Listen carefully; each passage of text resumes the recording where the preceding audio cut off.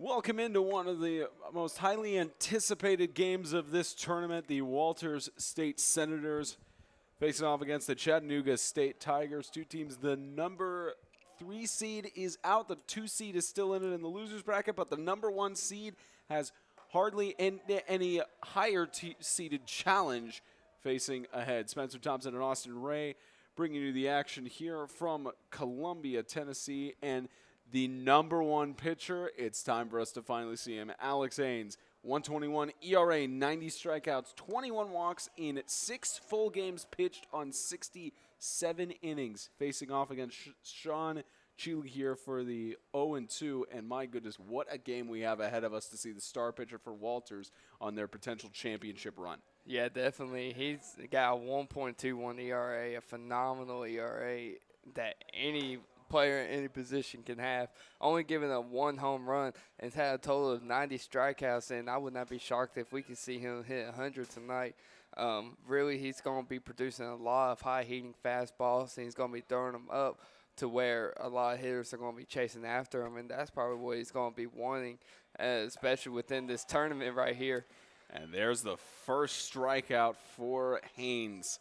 Yeah, he's really going to do his best just to keep the fastballs producing at this level, and he's going to make it to where he's trying to become unhittable throughout this whole entire tournament, or at least this game at the very least, if he doesn't get another opportunity to pitch later on. And there's a strike. There is a strike for.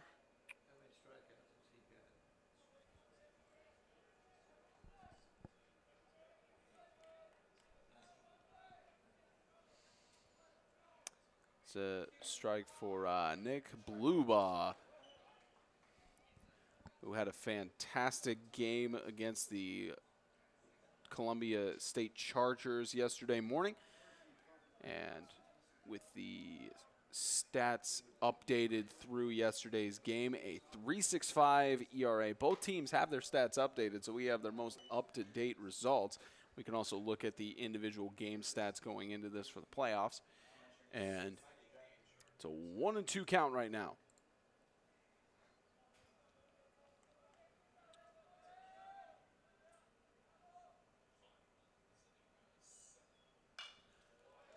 Foul for 1-2. The cool thing about Walters State stats when it comes to defense is that their ERA and their pitching staff is second in the nation with the 2.24 ERA combined throughout the whole Walters State's pitching staff.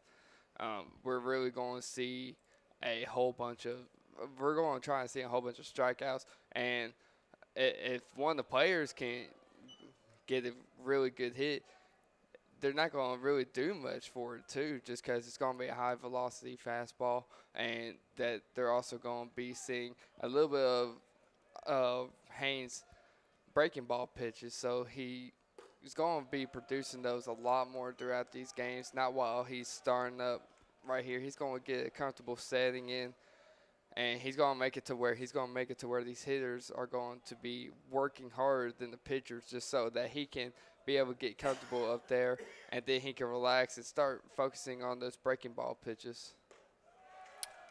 And first walk for Hayes, and a walk up for Blubaugh as runner on first now for the Tigers. Next batting, number 23, the second baseman, Ty Delancey. And Delancey with a 363 average coming into today's game. 9 doubles, 3 home runs, and 3 triples out of a total of 157 at-bats.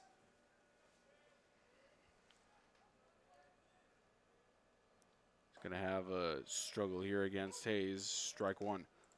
Delancey's really good at hitting the double and really getting the extra base hits with the combined total of 12 extra base hits, including with the doubles and the triples, and not to mention his 3 home runs that he has as of right now.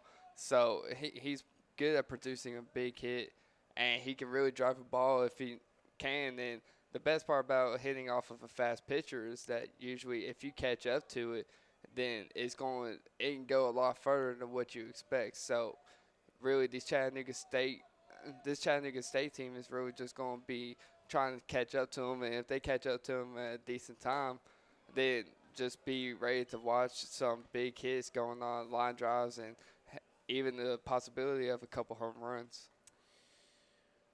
And Delancey on the 0-2.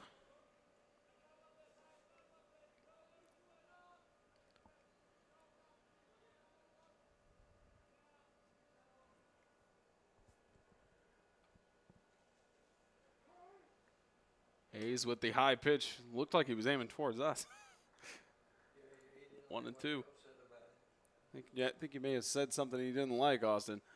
Nah, I just don't think he likes the camera. Yeah. Maybe he's not a fan of the camera or something. Maybe he's going for a higher pitch. So 1-2 right now for Hayes.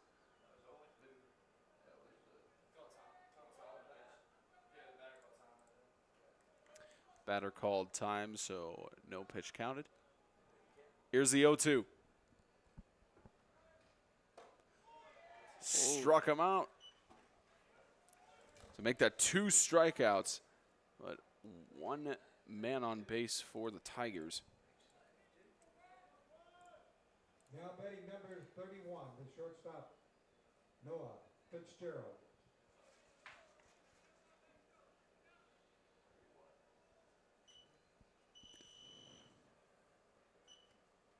Fitzgerald having the highest batting average out of all of Chattanooga State with the 461. He's looking to produce a lot of hits when it comes to this thing. He also has the highest home runs with this team too, and the highest doubles as well.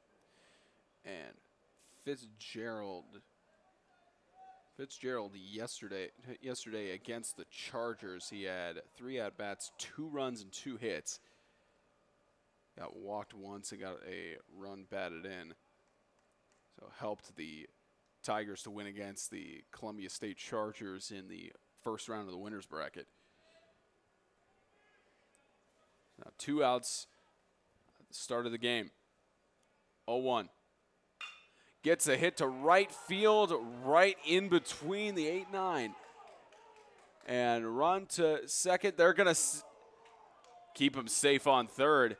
Smart choice by their base coach right there, making it to where he's going to make it safe for his runner to score, and there's no possibility of him scoring at that moment. So now runners on second and third. The Tigers in a scoring chance. They have 2 outs, and with 2 of those strikeouts occurring, here's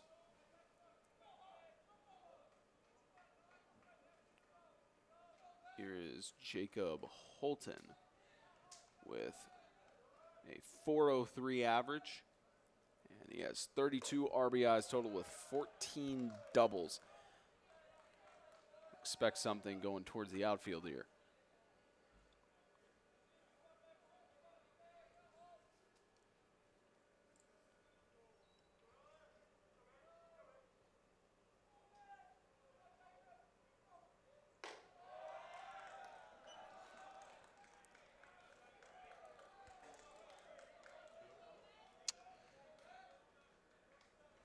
You can hear the chatter coming from the Tigers bench. I think they picked up some of it, maybe caught a little bit of that Dyersburg game last night. Here's the 2-0. Strike there. Keep in mind for Holton, he has been struck out 24 times, but again, dangerous man to have on the base right now with 32 RBIs and 14 doubles, especially with 2 runners in position to score. Yeah, and definitely his slugging percentage too is the second highest for all the Tigers with the 590. And keep in mind that that's coming off 134 at bats and also 54 hits. So he's a real monster at the plate. And if he puts the barrel on the ball, it's going to be going somewhere. Struck him out. 2 left on, and Haynes showing why he's the number 1 for the Senators. The Senators back up to bat.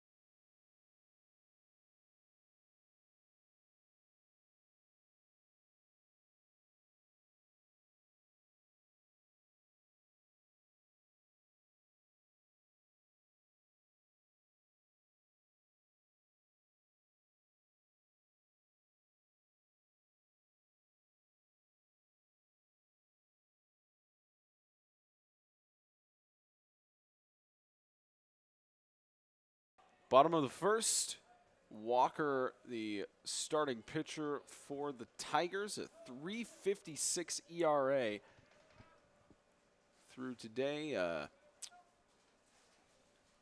Yesterday for the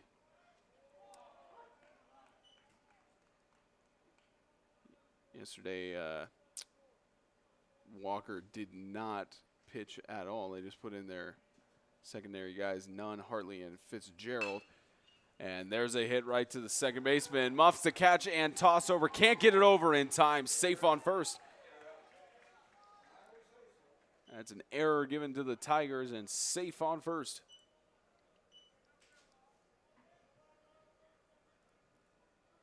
Now batting number 7, the second baseman, Jerry Hammonds. Hammonds with the most at-bats for the Senators. A 4.03 average. Their best, they just under their best batting average by Braden Runyon with, Drew Haney with several different people who have almost 500 here. So almost all of them have over 400 batting average for the Senators. Maybe 2 or 3 are under 400. And there's a grounder to outfield.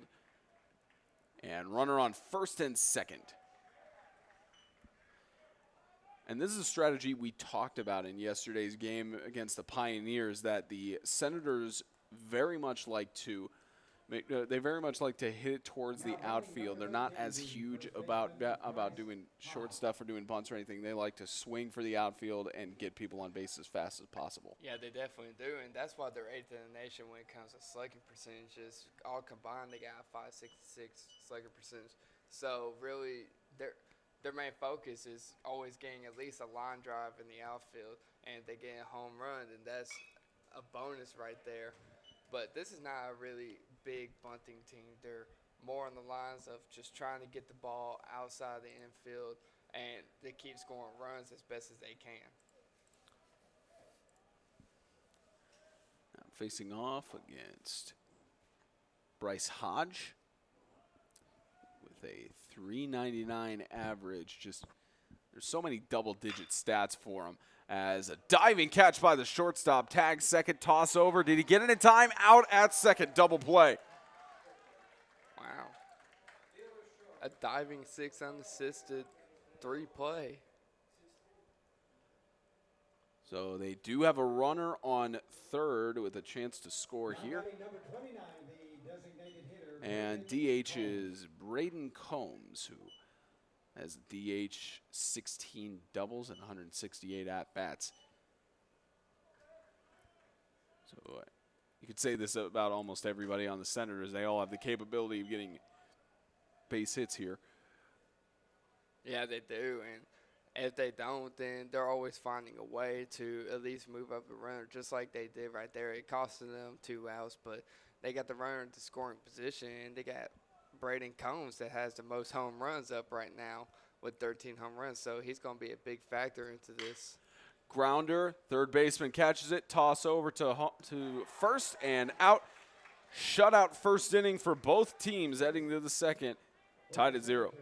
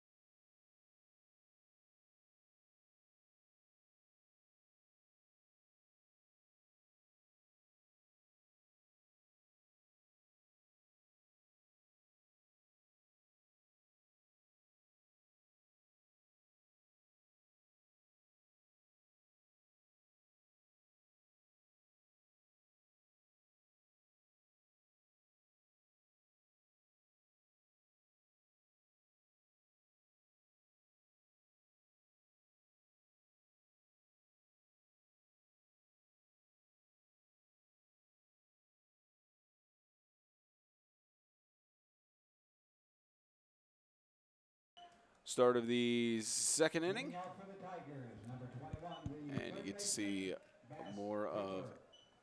Haynes as the Tigers have Tyler Franklin leading off for the second inning. He's a freshman who has been at bat 15 times. Hasn't had a lot of appearances, but a .333 average. Nah, and he hasn't really even. He doesn't even have. Excuse a me, stat. correction on that. It's Bass Cooper who's up. 137 at bat, 423 average, and 58 hits there.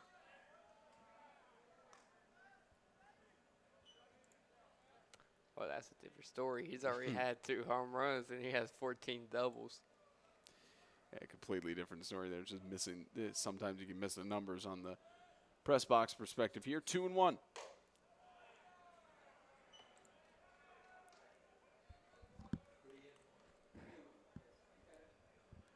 Make that 3-1 as Haynes. 3-1 pitch. Make that full count.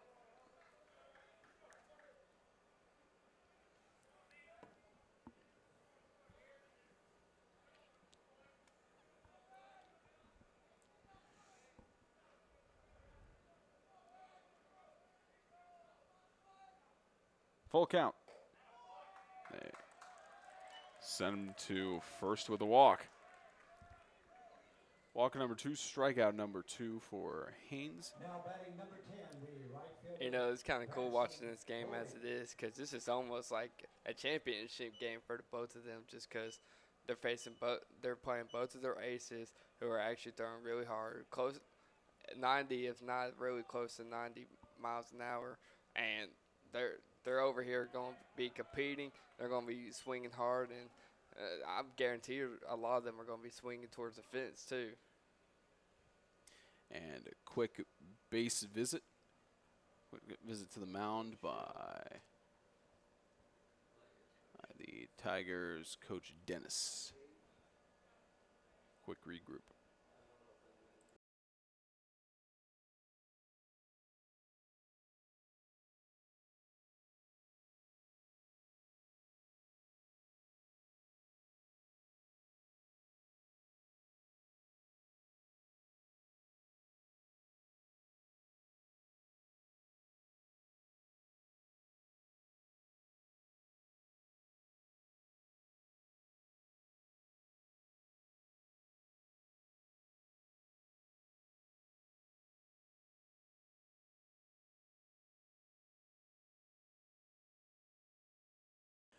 One-0 count after the mound visit. And the Tigers have Bowling up at the plate for 2-0. Bowling with 50 hits on 138 at-bats, 362 average. 3 triples, 8 doubles, but no home runs yet. And grounder bounces past the pitcher, catch at second, doesn't tag at first. Safe at first and second.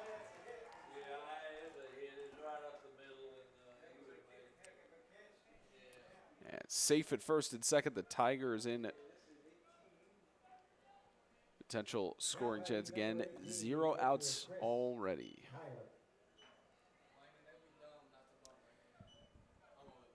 Here's Chris Tyler, who is 109 at bats and 339 average with 9 doubles and 33 RBIs. Looking to go for the bunt, swing and foul.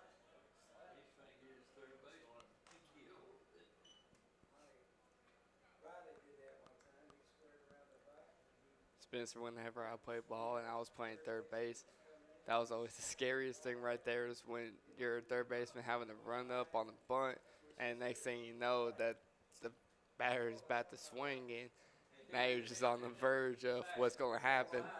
Luckily, it's always been foul balls. Safe at second.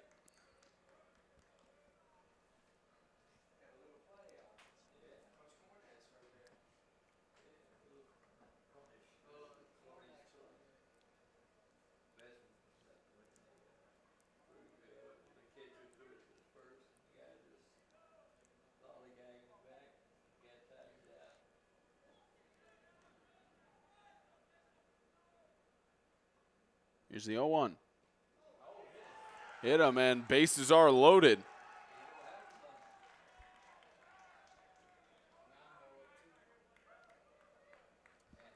And next you have Sean Cheeley on deck, but up to bat is Brandon Parrott, who has 1 home run and with 32 RBIs could very well see a line drive to at least send 1 or 2 back home. Yeah, you can tell he squares it up real well. He's already had 10 doubles. His slugging percentage is .391. The only thing I'm scared about for him is that his average is a .289. So it's going to be he's a little inconsistent with the base hits. He's still up there. He's about average. So he can get a base hit here, but knowing that Chattanooga State Tigers, they're one of the ones that really wants to hit one out so bad, especially against Walter State, just to get that momentum and especially get their ace pitcher just a little riled up.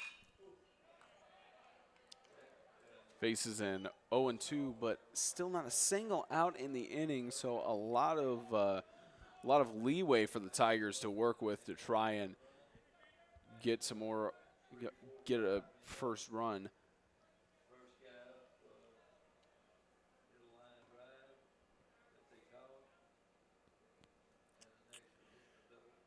And Haynes with the 0-2. Outside and high.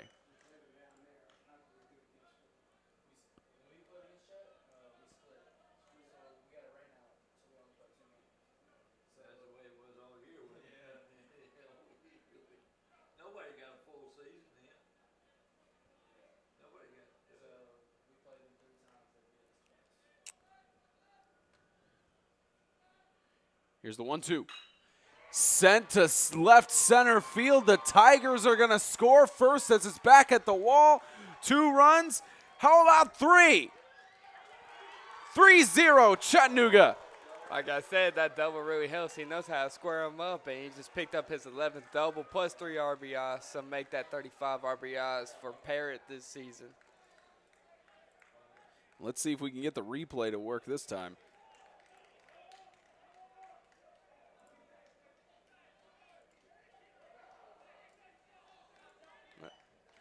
Yeah, it was just A little great, bit slow motion. Yeah, look good in slow motion. It's a great send to the back left wall. Yeah, now Cheeley's up with runner on second. He could do some more damage going on with still no outs.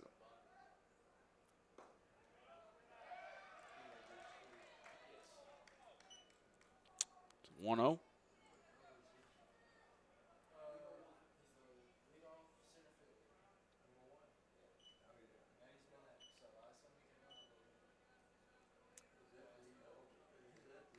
Runner on second leading off. There's the 2-0.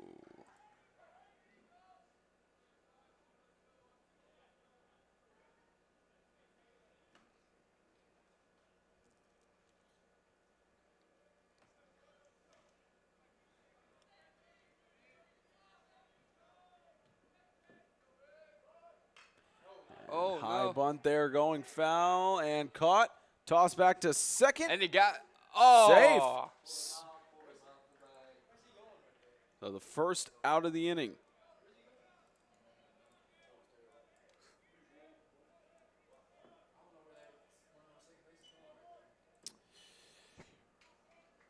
Now batting number 15, the left fielder, Nick Bluebaugh. So Bluebaugh steps back up. 365 through this game.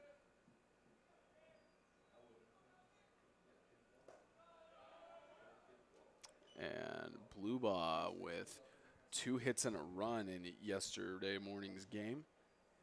Managed to get 2 RBIs and might get a 3rd one here.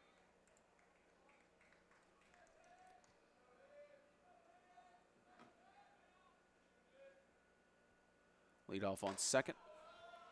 2-0.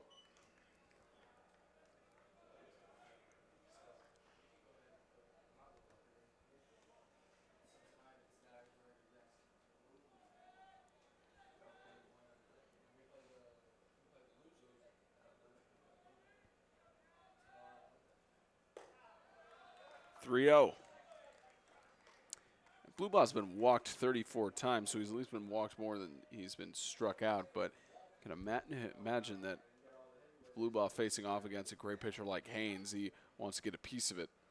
Yeah, he's seeing his teammates getting all of it right now. He wants a little piece of the action, especially with the 541 slugging percentage that he has and 3 home runs. He's wanting to go up on the ball and just see how far he can hit it.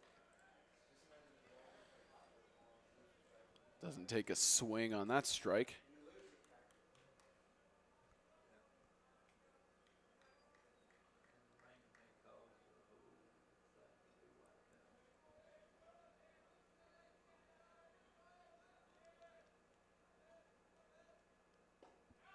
And they walk him. The runner's now on first and second for the Tigers in the top of the second. Now batting number 23, the second baseman, Ty Delancey. Delancey with 53 RBIs on 157 at-bats. 363 average as he has teammates on first and second.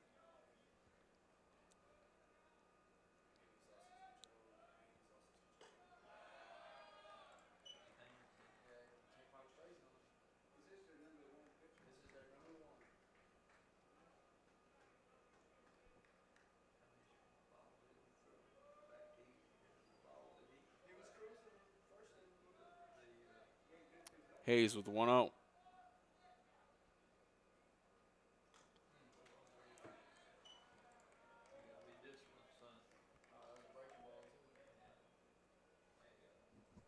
Breaking ball results in the 1-1.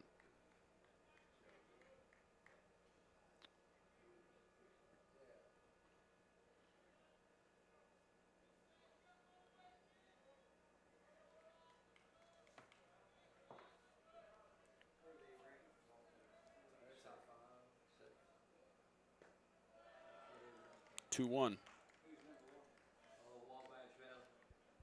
Yeah, I'm pretty sure Haynes right now is just a little bit rattled. He's still trying to recover from that 3-run RBI that was hit by Parrott.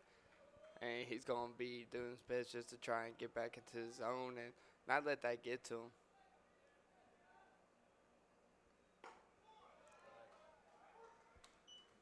Even count, 2 each.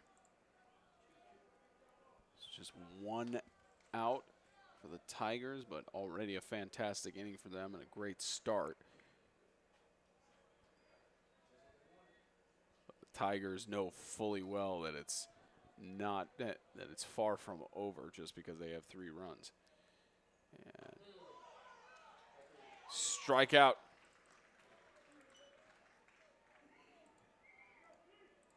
Now face out number 2. Now batting number 31, the shortstop, Noah Fitzgerald. Fitzgerald, the TCCAA Conference Player of the Year at shortstop.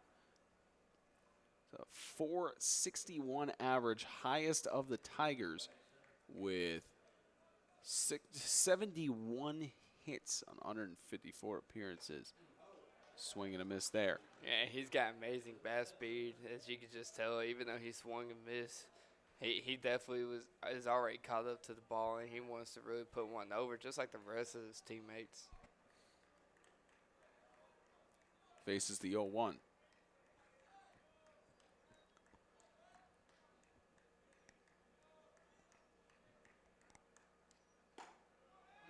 Inside. Close there. 0-2.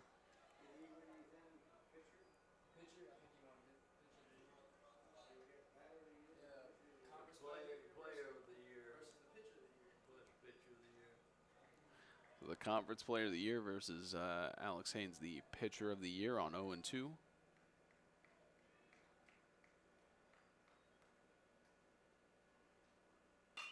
Gets a hit to right field. That's a base hit. They're going to send him home. How about 4-0 for the Tigers against the #1 seed? Yeah, make that number 53 for Fitzgerald on his RBI breaker right there. Just a great way of pounding the ball up the right field line and being able to score one and get the other one at the third base for another scoring opportunity. So they are warming up a pitcher in the bullpen right now for the Senators. They're getting someone warmed up over there.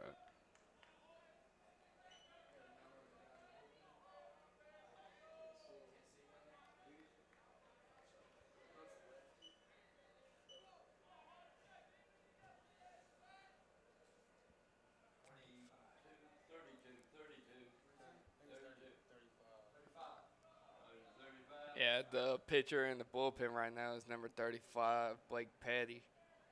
He's got a 2.60 ERA with 38 strikeouts, 7 walks, and might be the reliever for Haynes, who has had 3 strikeouts and on his tenure on the mound, 4 runs. 1-1.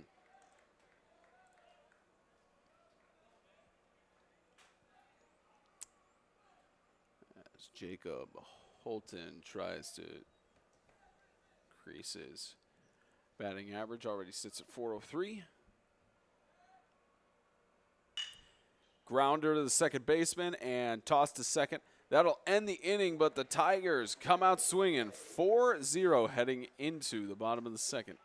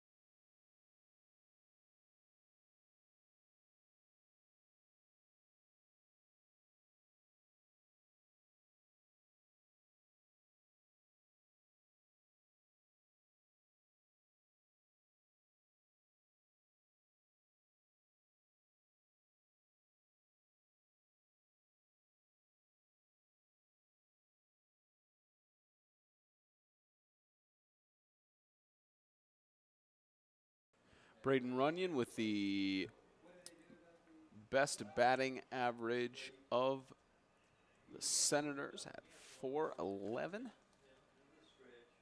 He's got, what's even more interesting, of course, there's a tied lead right now for stolen bases between him and Hodge. Foul called there as the 0-1 count is being faced on Walker with a 3.56 ERA, trying to keep him from even getting away from home plate. Yeah, and don't forget about Runyon's home run from yesterday's timeout against Volunteer State. It was a real good hit, and he just drove it as far as he could and got over the scoreboard and everything. So he's looking to do it again with the 750 slugging average. He was the second choice. He had not lost a race. 1-1. Of course, Runyon with 51 hits, been struck out 30 times, and it's 40. Hit to the left side. Is it? And number It's fair, and a ground rule double. Talking about accuracy and power there. Ground rule double for Runyon. Now batting number 12, the shortstop, Michael Robinson. So now Robinson steps up. 333 average with 7 stolen bases.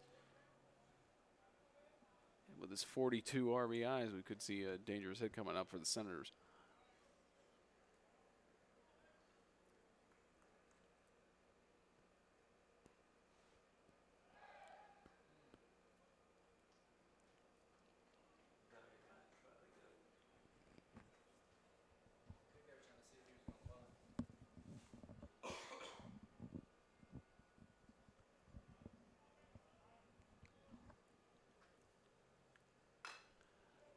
Grounder foul.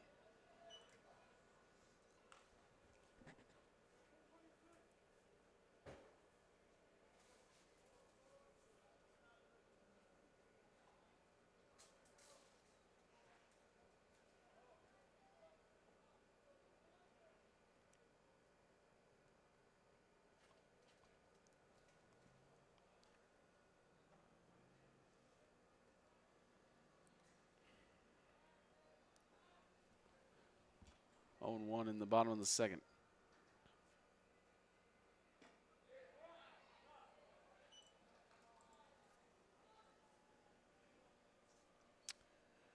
Robinson has been walked more times than he's struck out in 19 to 15 comparison.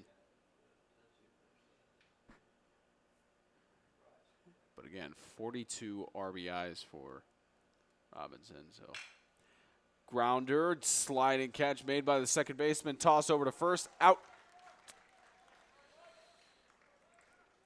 Good reaction by the shortstop to pick it up. And first out here in the inning for the Senators. Yeah, he blocked it with his body on that diving attempt and really just picked it up and without hesitation set his feet and just threw it all the way to first. J.L. Bland.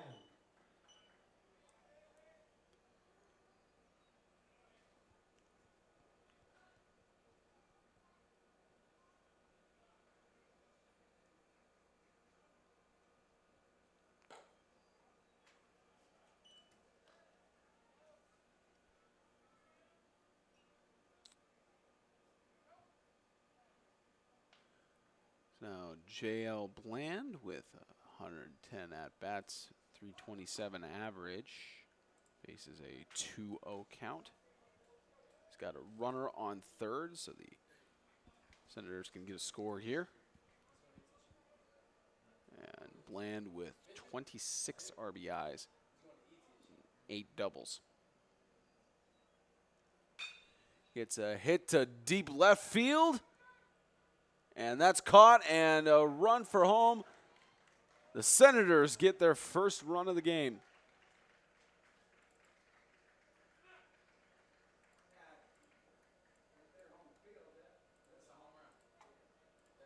Easily, the first one would have been due.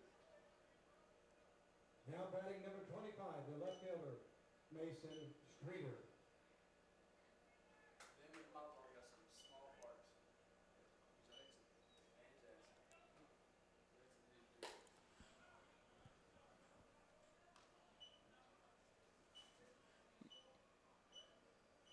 Mason Streeter with 320 average, 563 slugging.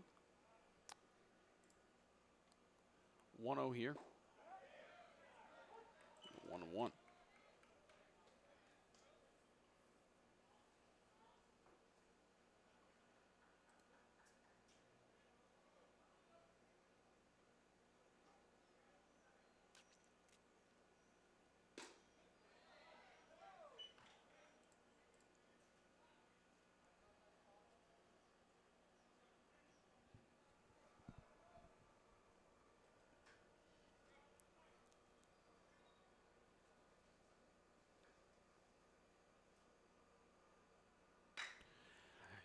Huge hit to center field, going back towards the wall. Can't make the catch. Safe at second for the double.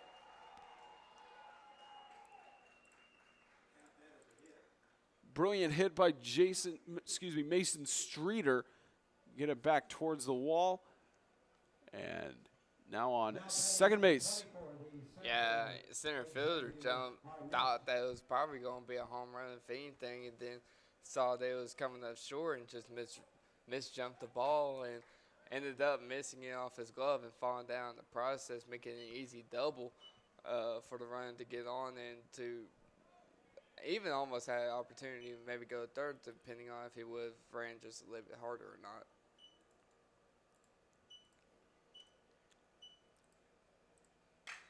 And hit past the shortstop, goes in the outfield. The Senators are going to get a second run to cut the lead in half.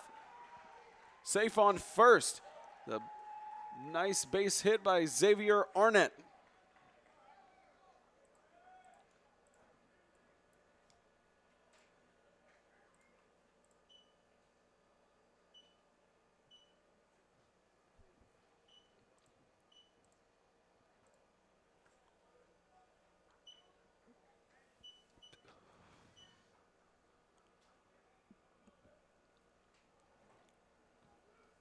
Now batting number 11, the third baseman, Drew Haney.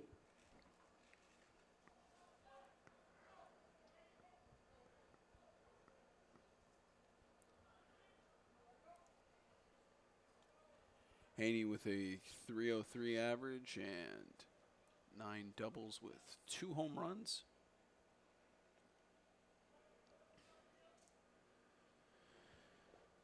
The runner on first base.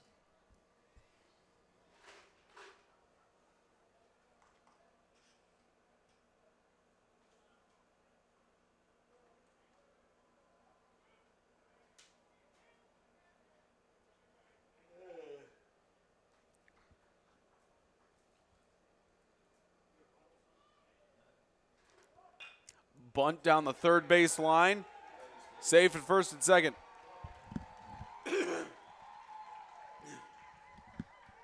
Great bunt by third base on third baseline. Brendan out beating it before he can even make a throw off and making an easy bunt single and leading up to number 7, Jerry Hammonds, who is tied for second in their home runs and leads in their doubles. So he has a great opportunity to at least get an RBI here.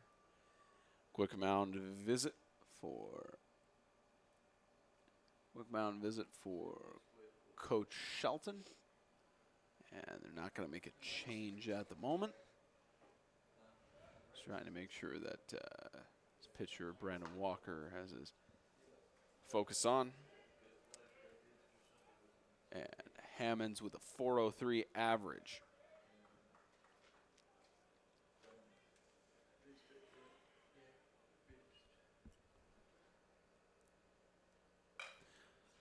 Grounder to the shortstop, toss to first, out. And 2 left on. The Senators respond to the 4-run inning, 4-run top of the second with 2 runs in the bottom, heading to the third.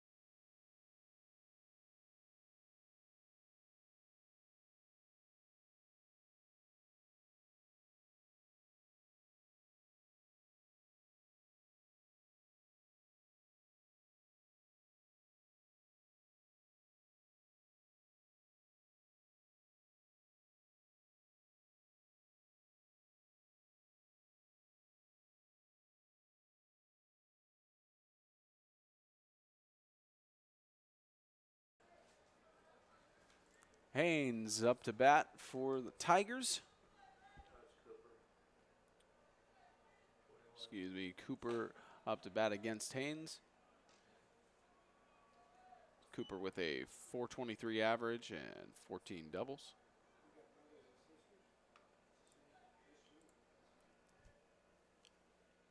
Oh. Hits it deep right. It looks like, is it going to stay fair?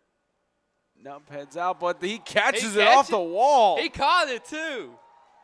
Catch off the wall. It's an impressive feat. And it was just too far for a camera to even see it. Wow. Now batting number 10, the right fielder. For all the folks that couldn't see it at home, a ball was hit way far into right field. It was going towards foul territory, and then as soon as it was about to go over, right fielder just jumped up and made it before it got over the wall. Strike one. Strike one for Bowling. 362 average.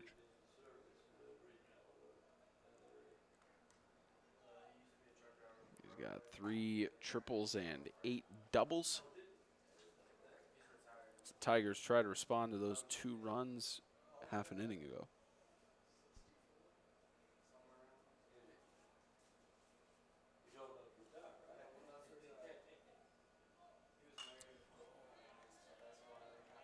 Now faces the 0-2. Excuse me, the 1-1. And confirmed by the umpire signal, 1-2.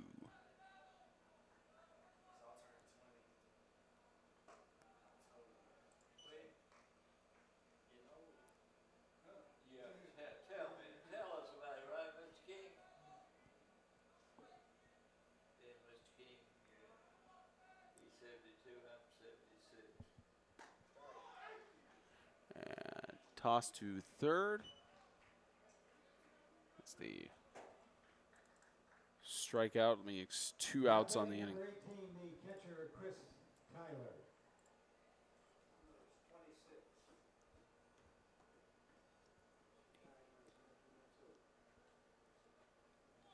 And Chris Tyler now with 9 at-bats.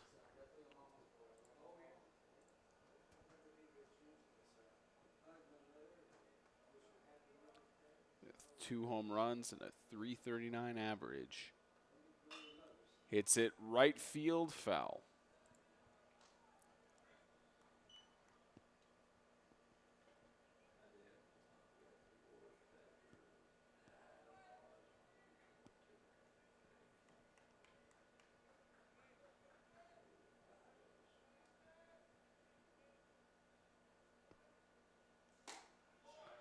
Strike 2.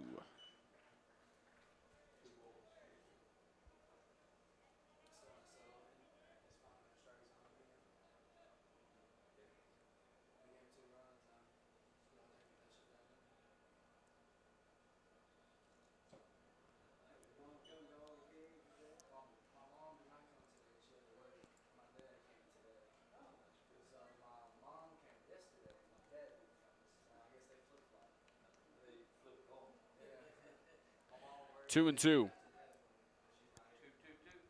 Tyler with being struck out 19 times and walked 13. Gets hit with the pitch.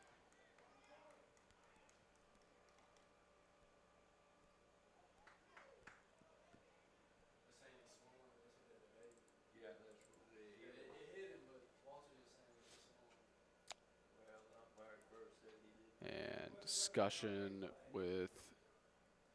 Yeah, they're trying to see if he swung, and if so, then Greg Dennis pleading his case.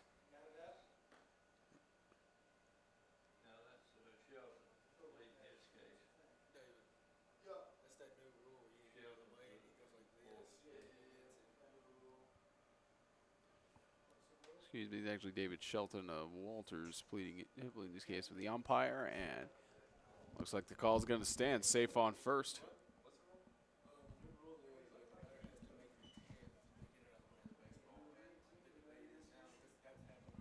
Now batting number 19, the first baseman, Brandon Parrott. Brandon Parrott with 128 at-bats. 289 average with 2 outs in the top of the third.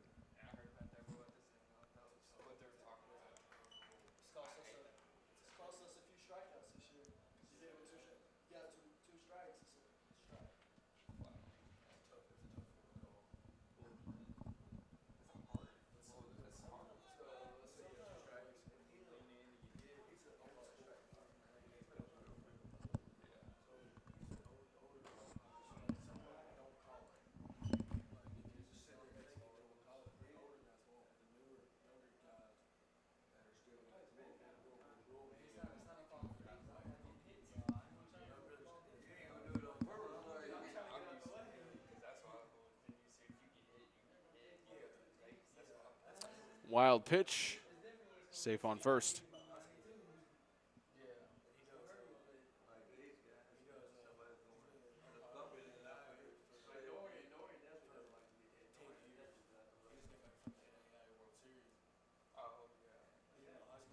And the umpire taking a visit to the mound.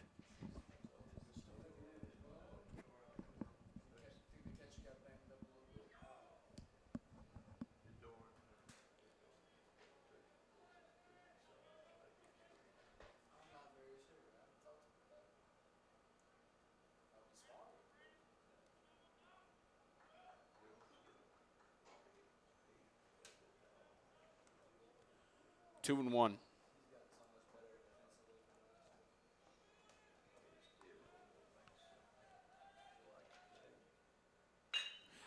Huge hit to center field. Can't make the catch. It bounces. The Tigers still running through. Yeah, they're going to score on this one right here. And send Just them gonna all the make it way to to third. Can he get in? Slide. He's out. Out. Oh! Safe. Ruled safe, and a run for the Tigers. 5-2. Wow. And coach for Walters State, I'm not going to be shocked if he gets in his face right here. It's just It's close.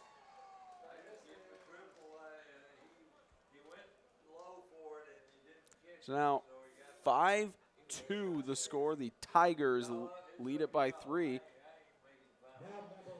And who would have thought the number 1 seed would be down to, I believe, the number 4 seed in the tournament. I mean, both of these teams, they're known for their hitting, and definitely right now they're pitching, especially Walter State.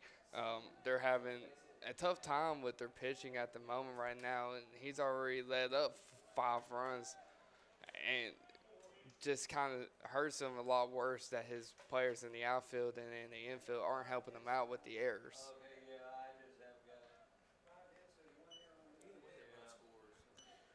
1-0 count.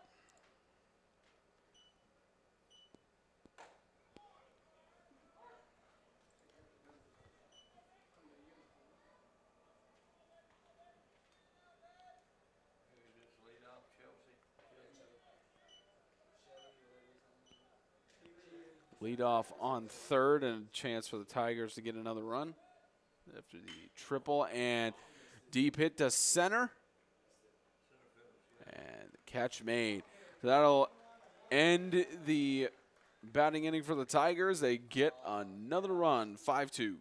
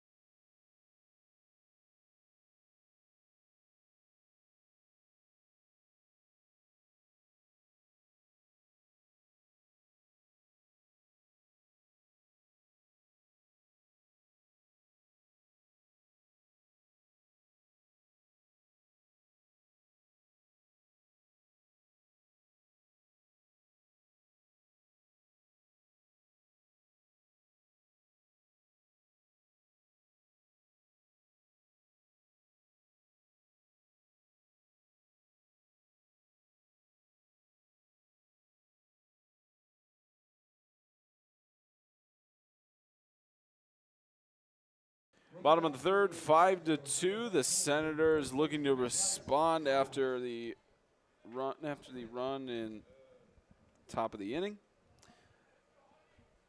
They responded in the bottom of the second after the Tigers got 4 runs. And there's a grounder to second baseman catching out.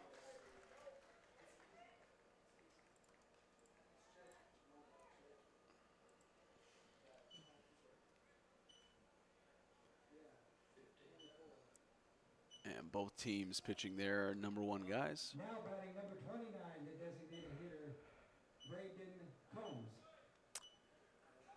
Combs with a 393 average, 720 slugging.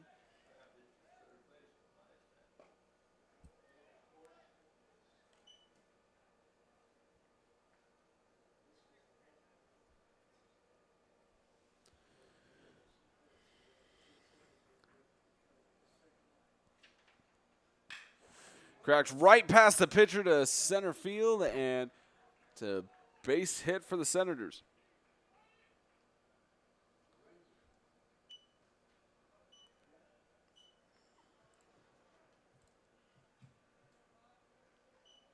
Now batting number 15, the right fielder, Braden Runyon. Runyon, best batting average for the Senators. 10 home runs. Also 10 doubles.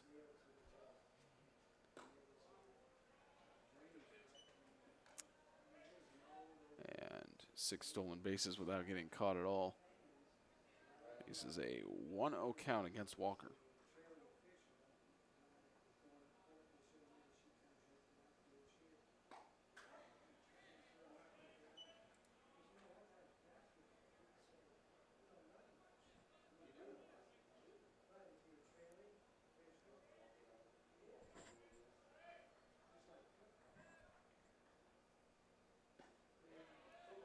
Strike 1.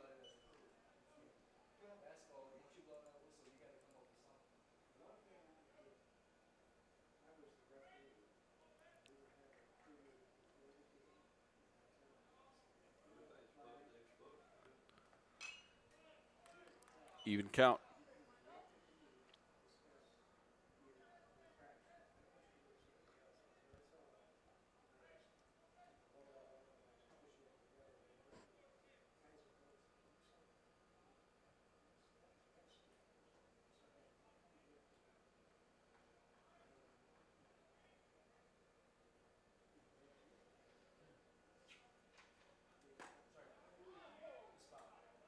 Full count.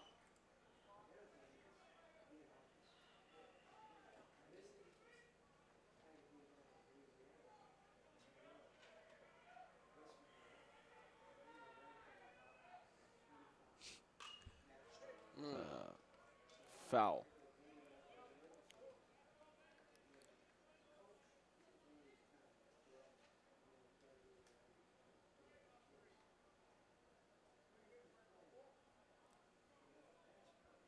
Full count for Runyon.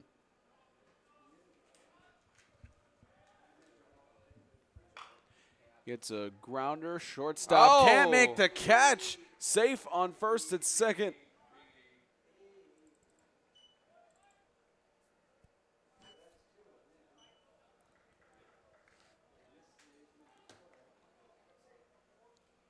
Now batting number 12, the shortstop, Michael Robinson. Robinson coming back up. The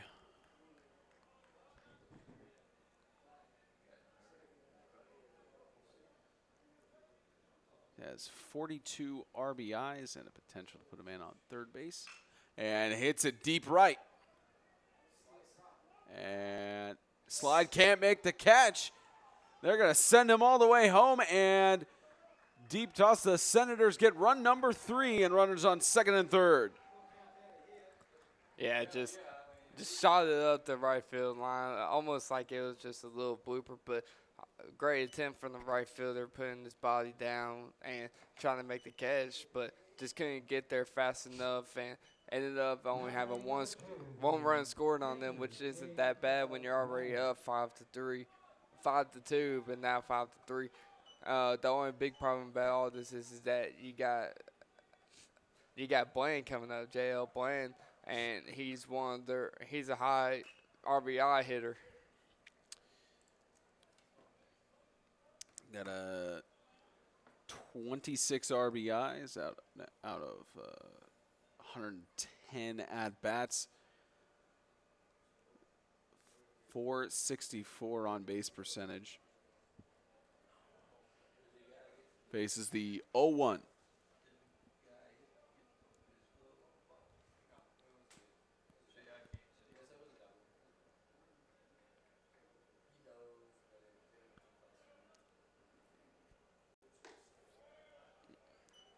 One and one count. They runner on second and third.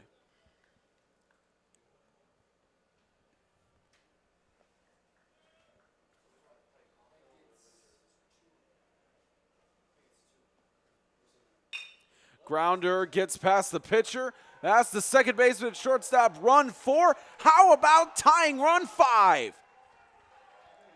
Wow, just a great base hit up the middle. Hitting it hard to bounce over the pitcher, and then he gets to the outfield and easy enough to score 1. And just like that, it's tied up in the bottom of the third.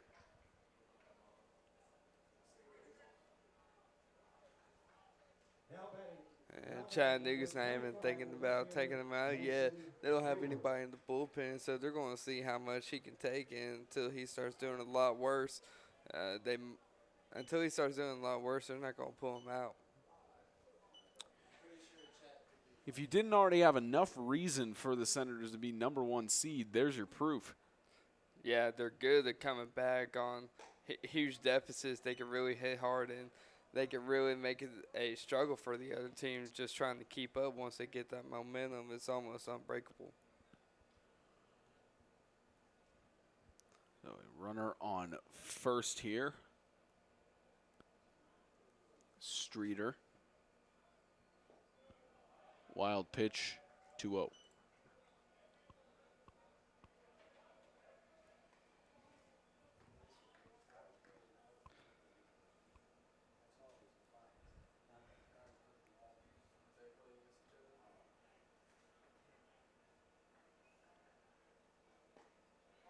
Two one.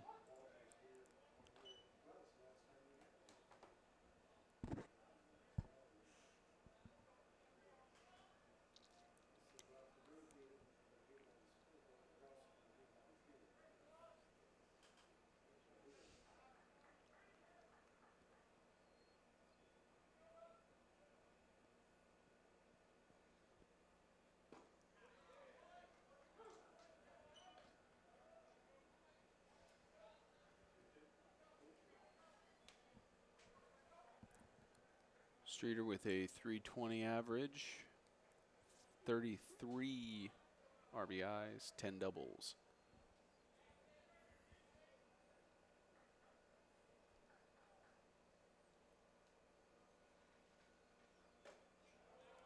Outside for the full count.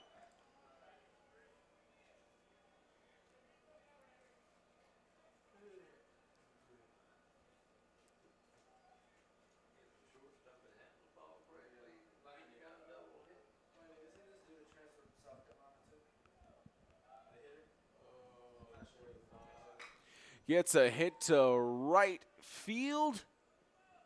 Catch made and quick toss back. Tags first. I think so, yeah. I think so. It's crazy that a South Carolina transfer bats is your 8-hole. Now batting number 24, the center fielder, Xavier Arnett. See, the other transfers are pitching. Arnett facing 2 outs here. He's got a lot of movement. 294 average with 11 doubles. Total of 143 at bats. So hit the left outside of the park.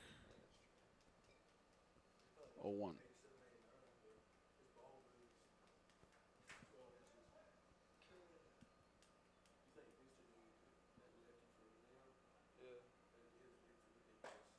Swing and a miss, 0-2.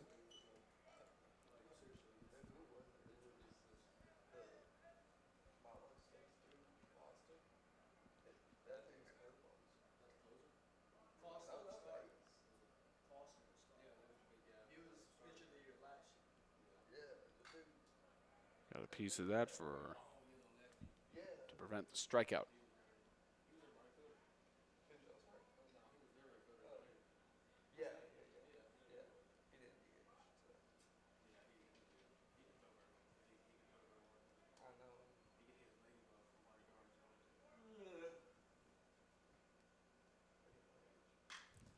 So pop up just outside second base and can't make the catch. And they'll send another one home, and Scored. the Senators take the lead, a triple Wow. for Arnett. Just an overtowering pop-up that no one can get to. They didn't know who was calling, and turned out second baseman just went for a dive and missed it, and no one was there just to go behind them and call them off or anything. So that's a result of poor communication from both the outfielders and the second baseman.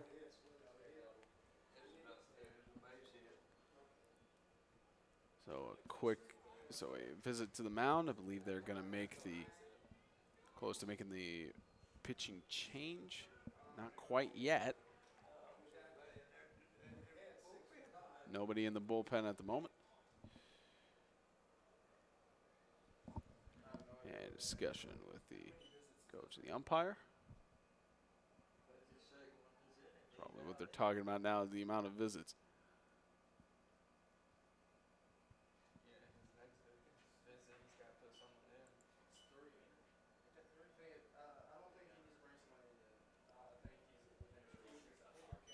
Now batting number 11, the third baseman, Drew Haney. Haney with 303 average coming into this afternoon's game. Toss to the outside.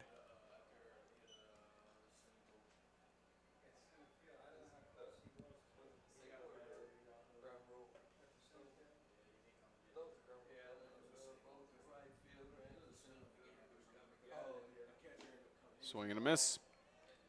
1-1.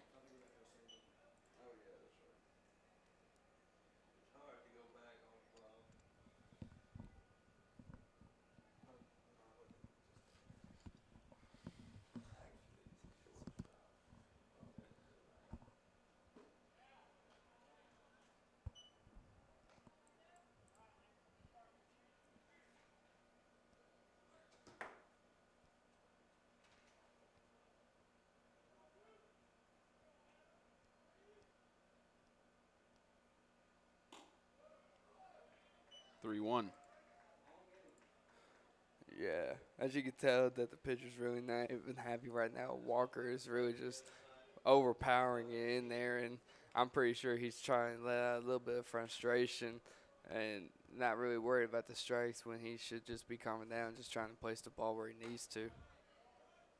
Full count now.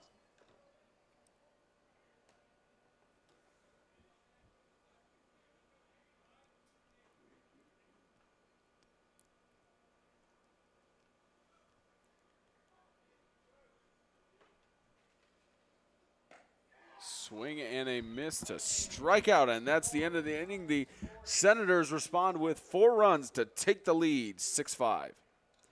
The 2019 Tennessee Community College Athletic Association baseball tournament is sponsored by Hampton by Hilton, Alpha Graphics of Franklin, Fairfield by Marriott, Lister Hill Credit Union, and Sundrop Bottling.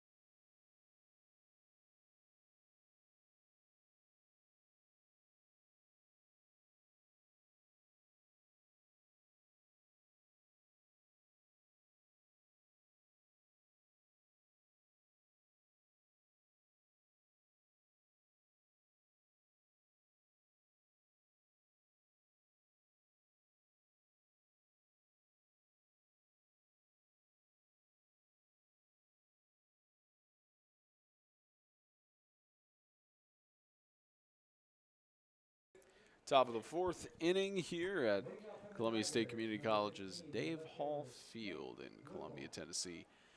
Senators lead at 6-5. Box score thus far 4-2 at the end of the second, and a 1-4 score at the end of the third. Strike one.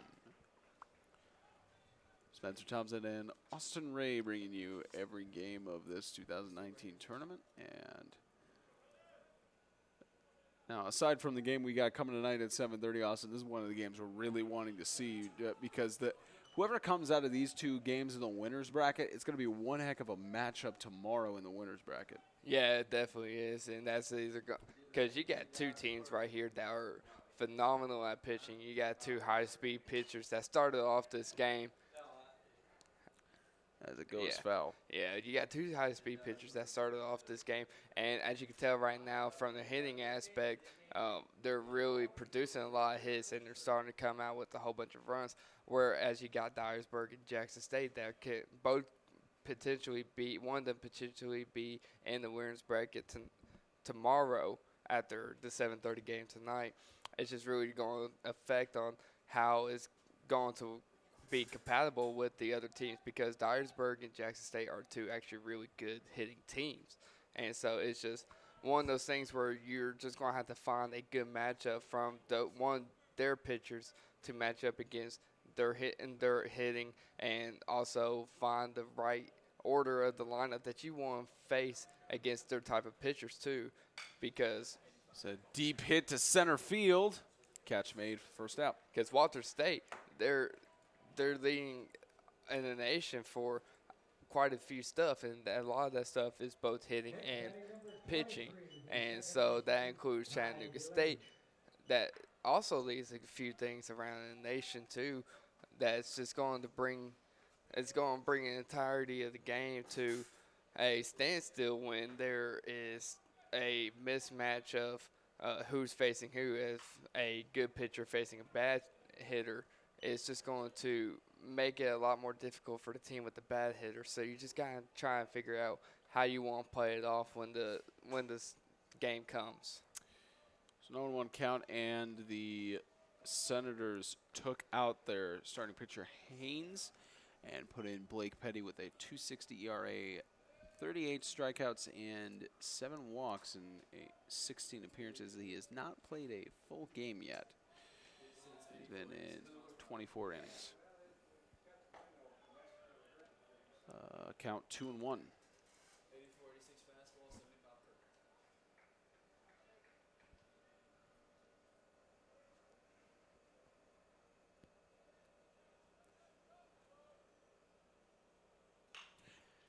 Hit to the left side, diving catch made by the shortstop to get him out.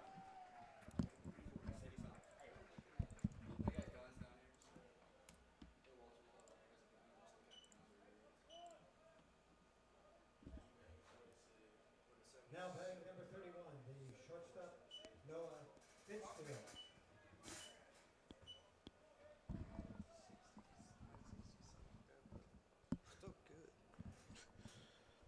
Now it seems we found out that they do have radar trackers by some of the fans down below home plate, Austin, and we're getting some pretty impressive numbers from the pitching. Yeah, definitely. Right now, Petty is hitting 86. At least that's with this fastball, and 75 on his curve. So he's doing a lot of movement, keeping it to where it's slowing down a little bit, but it's fast enough still to where it can break hard, and the rotation is tight.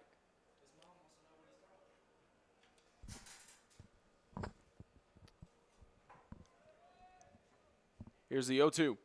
Oh my The gosh! huge That's hit going. to the left side. It's on the way. Catch, and that'll end the inning for the Tigers. No runs. The Senators up to bat.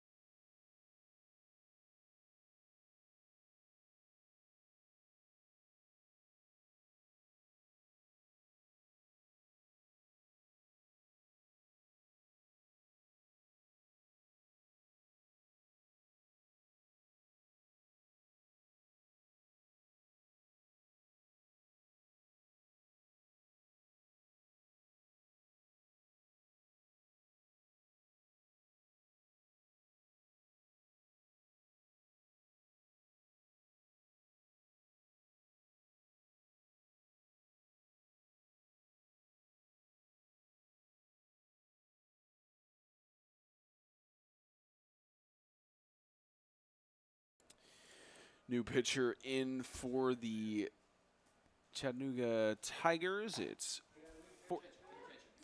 14. Same pitcher with mound. Landon Walker still pitching. It's just a new catcher for Tigers, and Hammond's facing the 0-1. Grounder gets past the second baseman, base hit.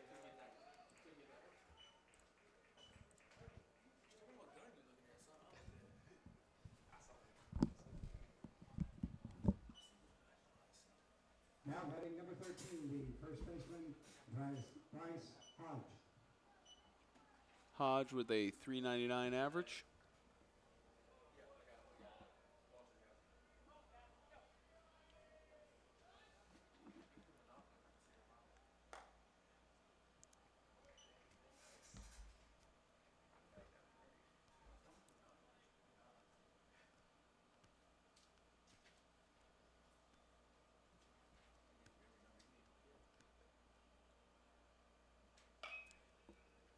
Left side, foul.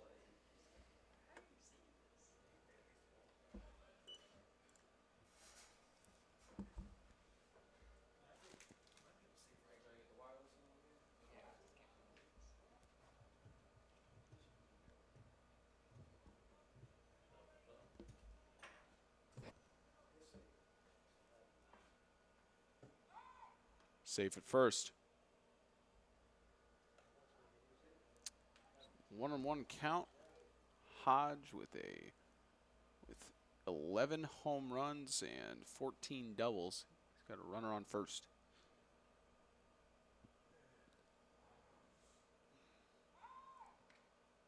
Safe on first.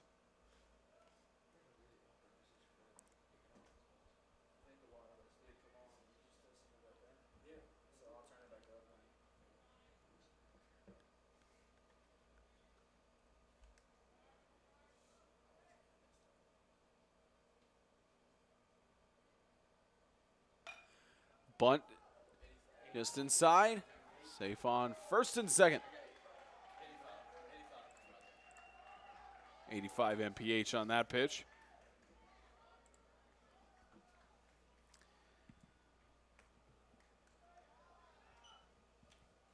Now batting number 29, the designated hitter, Brandon Combs. Combs with a 393 average has been struck out 24 times and leads the team in home runs. In the mix for trying to lead in doubles. Yeah, right now Combs is also leading in home runs right now with 13, 74 RBIs, and he's looking to do a lot with that and really damage this Chattanooga State Tigers team. And right side foul. Yeah, those are the line drives hits that you love to see. Even though they're foul, it lets you know, like, you can make that contact. All you just got to do is just hold back on it a little bit and not pull as hard. And you can get that contact just like he just did and put it down line and potentially get a two-run double.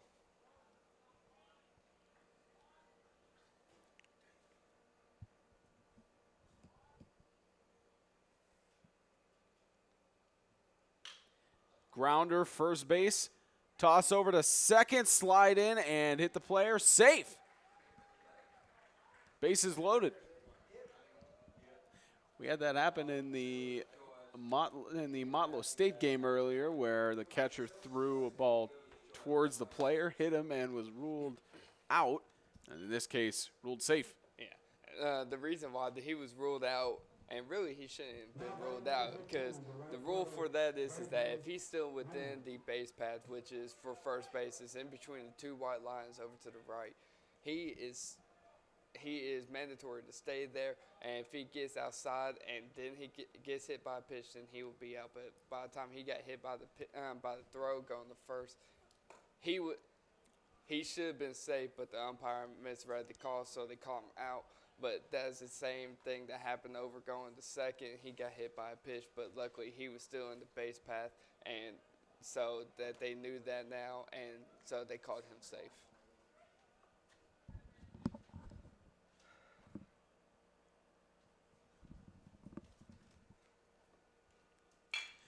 Grounder, second baseman can't make the catch. Shortstop chases for it. Run number 7. Just a hard hit right up the middle and got the heel of his glove. He couldn't keep up with it.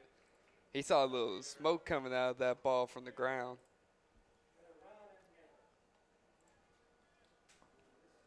So the Tigers still do not have anybody warming up in the bullpen. Walker with 7 runs under his tenure on the mound. Michael Robinson. Runners now on second and third with no outs at all. Excuse me, fully loaded bases. No outs. And Robinson. Robinson up to bat with a 2-0 count.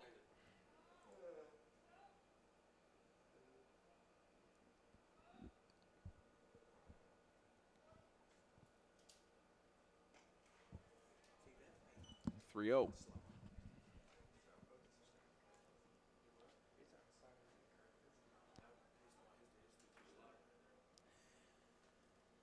And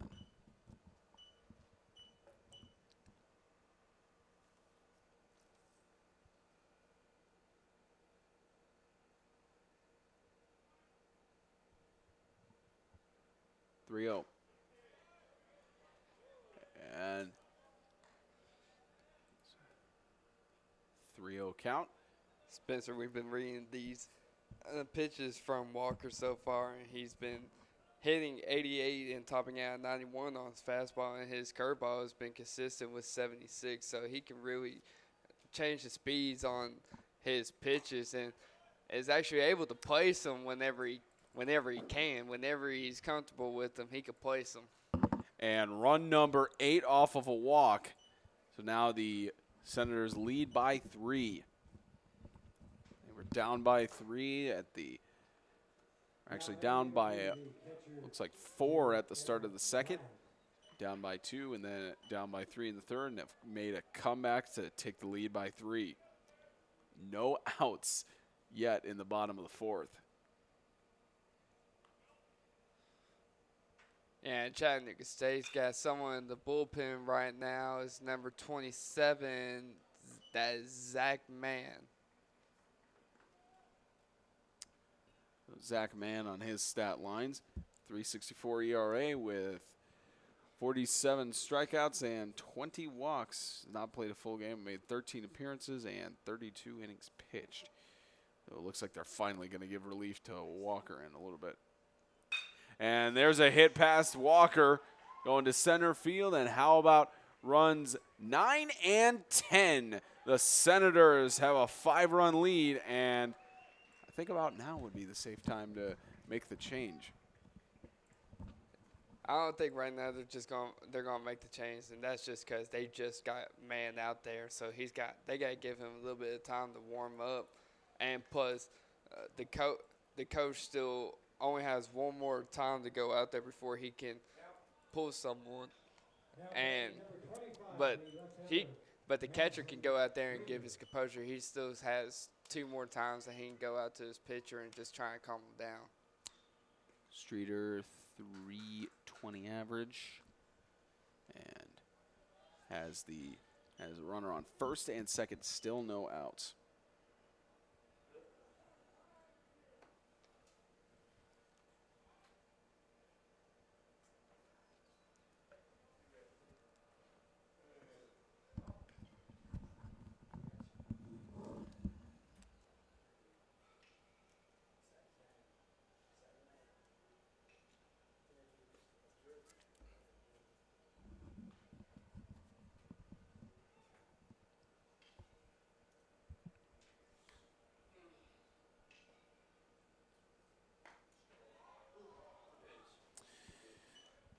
One 0.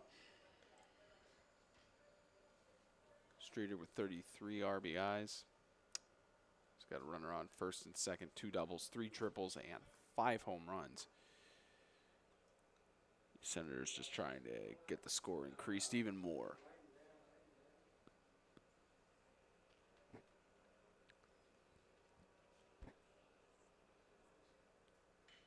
Goes for the bunt. third base line, slide into third, and out on first. That's the first out with a runner on second and third. Now batting number 24, the center fielder, Xavier Arnett. Arnett, 294 average, 455 slugging. He's got 11 doubles and 33 RBIs, and a chance to get some runs batted in here.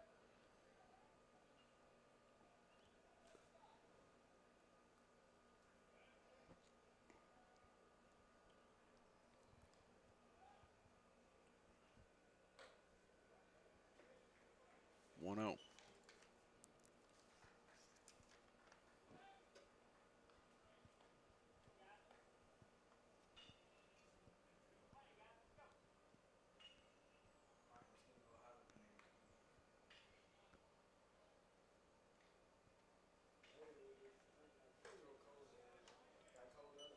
Two zero. Bottom of the fourth. Senators lead by 5 runs, and 4 of those coming in this inning.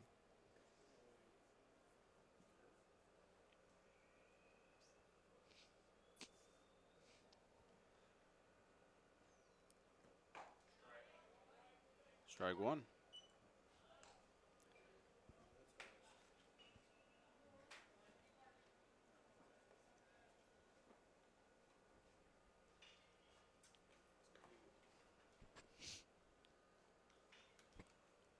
Two and one for Arnett.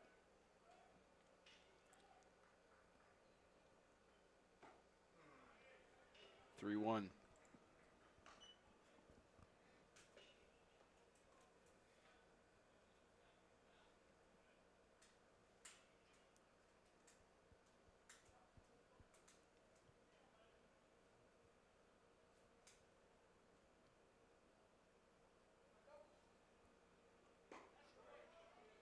Full count.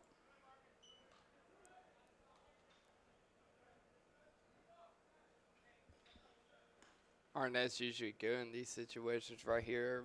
He usually just kind of doesn't even go for the long ball at this point. He just usually just try to checks up and try to pokes one through the middle, or just make it to where it would go into the outfield and hopefully get on base and score a couple of runs here.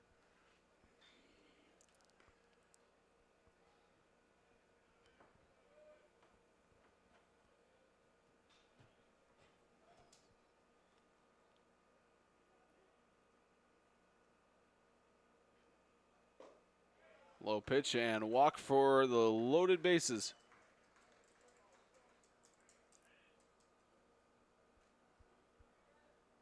And the Tigers still warming up their relief pitcher. Now batting number 11, the third baseman, Drew Haney. As Haney steps up with a 303 going into the series, and we're going to have the pitching change. Walker's going to get relief.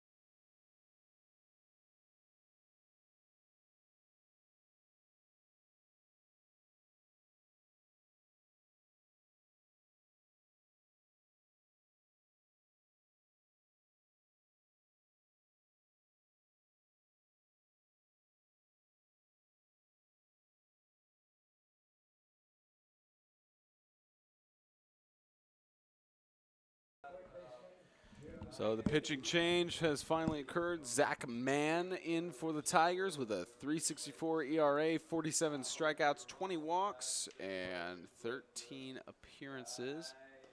Swing and a miss for Drew Haney.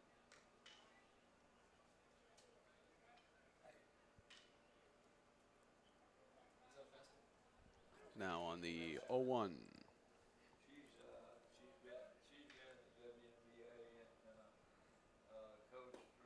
Another swing and a miss for 0-2.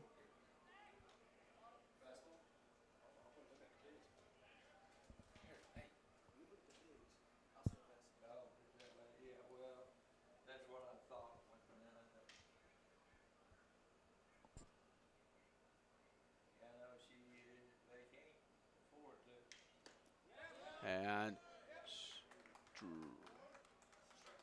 strike three.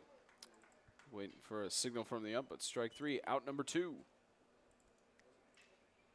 Now batting number 7, the second baseman, Jerry Hammond.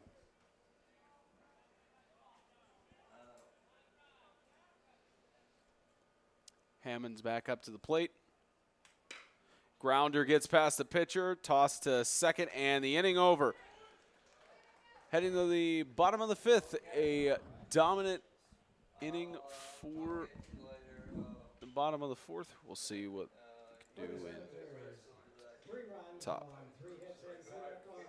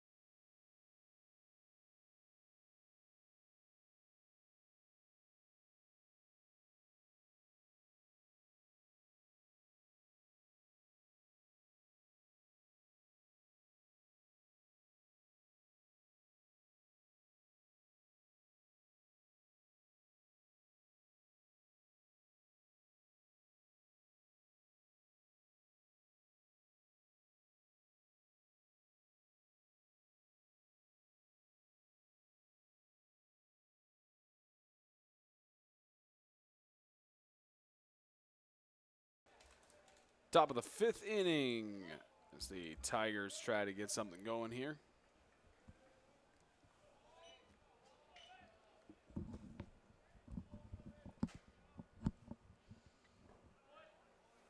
Ball 1.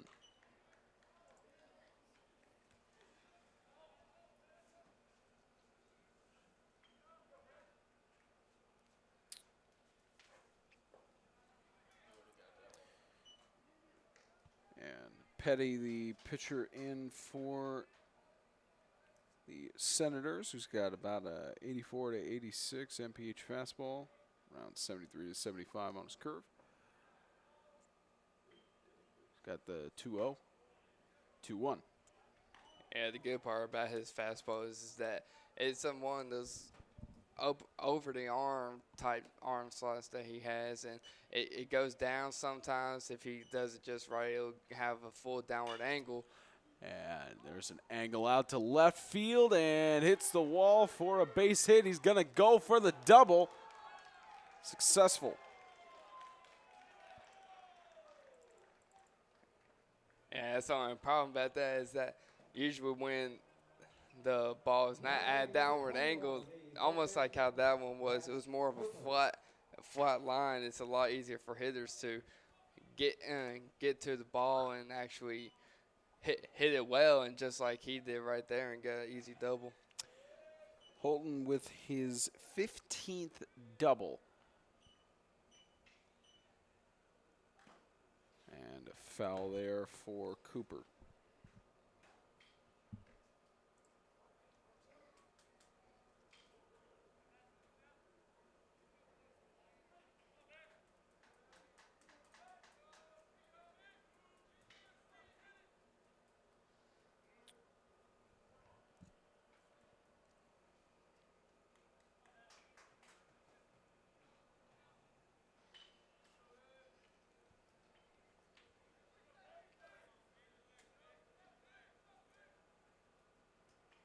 Here's Cooper. 1-1.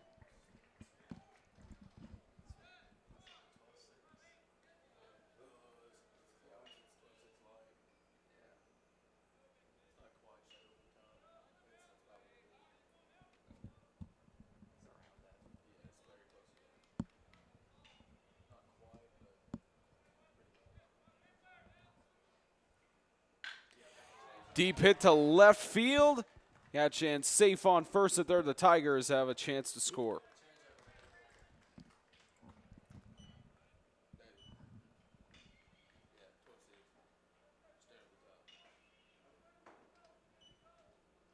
Now batting number 10, the right fielder, Branson Bowling.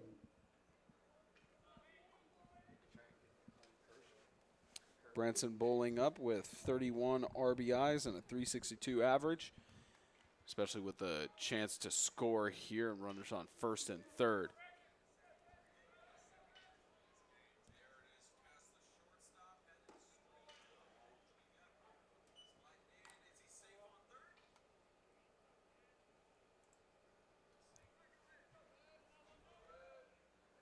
Oh, 1.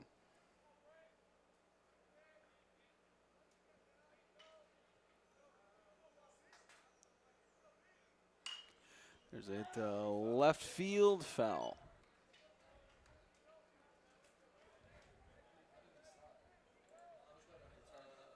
Blake Petty has a unique gift when he comes from the over the top arm slot that he has. The only problem is that the curveball that he throws is more of a 12-6 curveball, which allows it to drop down a lot harder from top to bottom. But what his deal is he's not getting it down enough, and so that the hitters right now, they're just looking for it, and he's mainly hanging it. And usually, if you hang a pitch, it more likely ends up as a mistake and can easily get Right past the back. pitcher between his legs, and run number 6 for Chattanooga State. That was that 12-6 curveball too. That's exactly what I was talking about. Anything happen with that. And it's just a hard hit if someone leaves it up just like that. Make that 10-6 in the top of the 5th. The Tigers are not going down without a fight, nor are the Senators. Now batting number 3, the catcher, Bailey Russell.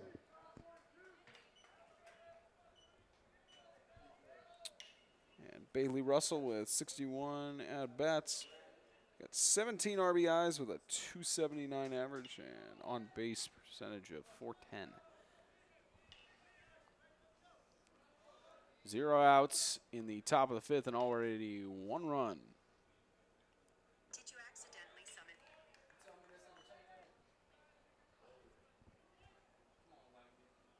1-0.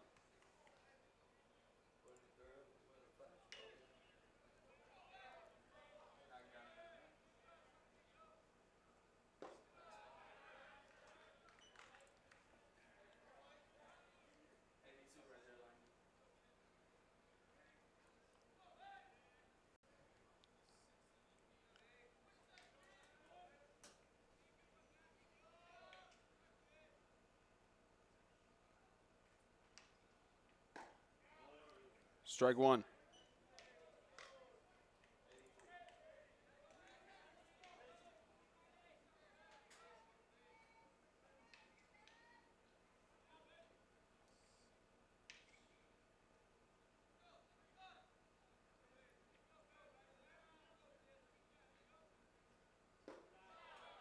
3-1.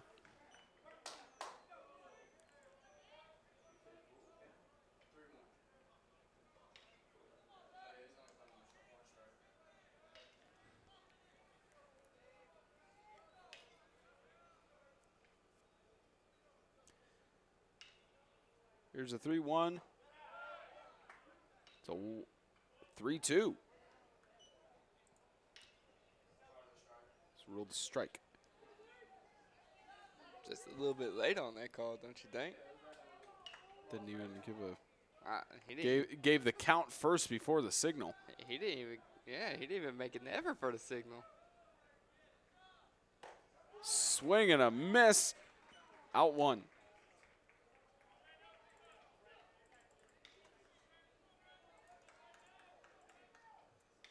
Now batting number 19, the first baseman, Brandon Parrott.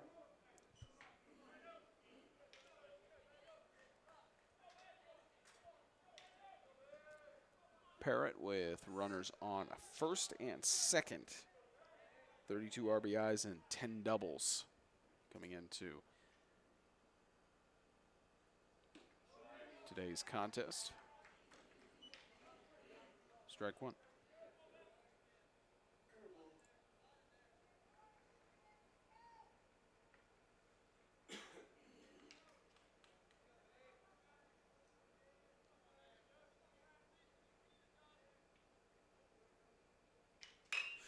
Hit to right field, going towards the wall. Catch, second out.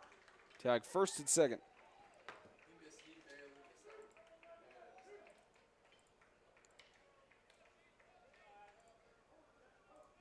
Two outs in the top of the 5th.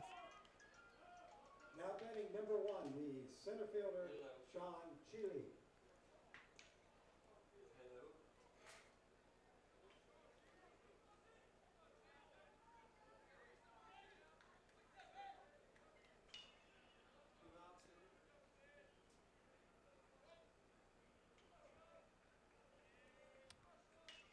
Here's the 0-1.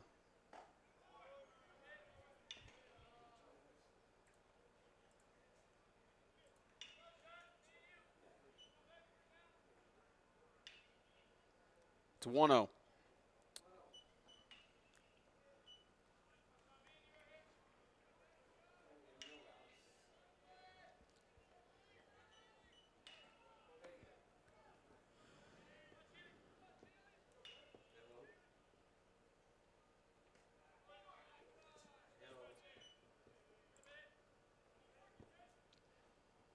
With 2 outs in the top of the 5th, Senators lead at 10-6 in the second round.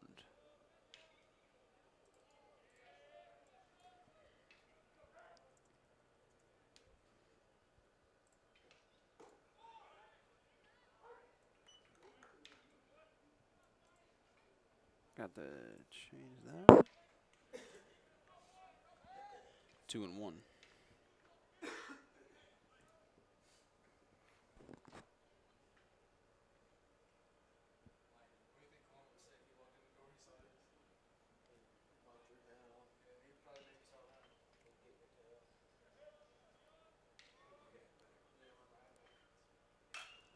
Hit to deep center.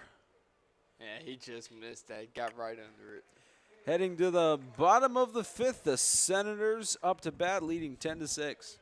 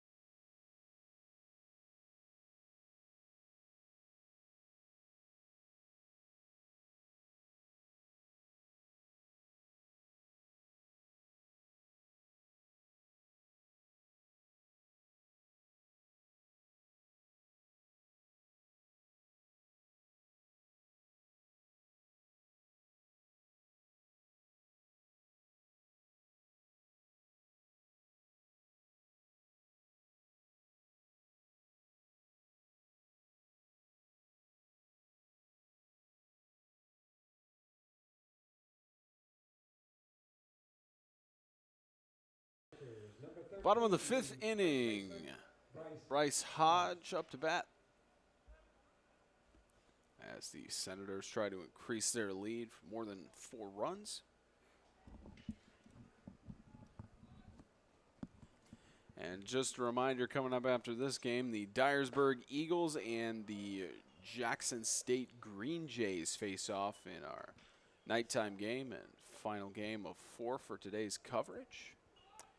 The Green Jays and the Eagles, as it's sent deep to left. Catch made for first out. So the Green Jays and the Eagles pulled off the upsets as the lower seeds over the 2 teams facing off now, Tigers and Senators. Double elimination. One team has to go home, so it's either going to be the number 2 seed or the number 3 seed heading home, which for both of them, it's obviously heartbreaker. And just for the tournament itself, it's sad to see either the 2 or 3 seed head home so early. Yeah, definitely. And really, you could just tell that both of these teams, all these teams in general, have been playing hard ever since the wild card game. Everybody's been playing hard. They've been playing it almost as if every game has been their last game. So you could just see them outperforming themselves. And, of course, it's going to be hard to see any team, especially ones that you like, go home so early within the competition. But, yeah, I mean, you could just tell that the fan favorite in this, besides the home team, is actually Walter State, who actually won last year. It'll actually be a big upset if they lose this game, and it'll be a bigger upset if they go tomorrow and they also lose that game. So it's critical moments like that where you just brings up the momentum and the desperation of the game. Now, if the Senators go on to win this game, they face the winner of the Eagles or the Eagles and the Green Jays game. The loser of this game faces off against the Motlow State Bucks in game at 7 at 10 a.m. tomorrow. And the loser of the 7:30 game faces off against Columbia State at 1 o'clock tomorrow.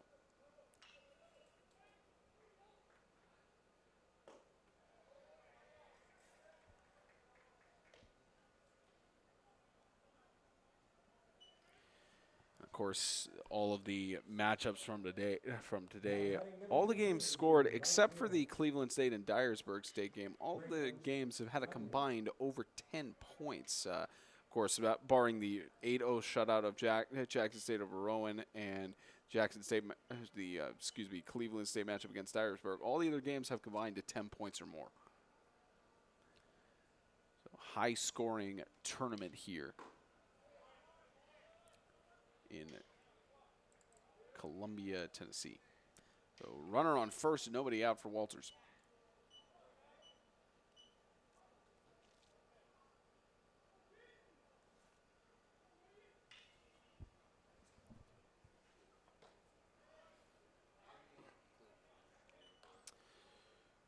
Runyon trying to get something going here. With his 6 stolen bases, may be able to get in position here. If he gets a base hit, may be able to get on and steal the second. Swing and a miss. 1-2. He won that. He just got a little too impatient and swung way before the ball even got there on a good slider, too.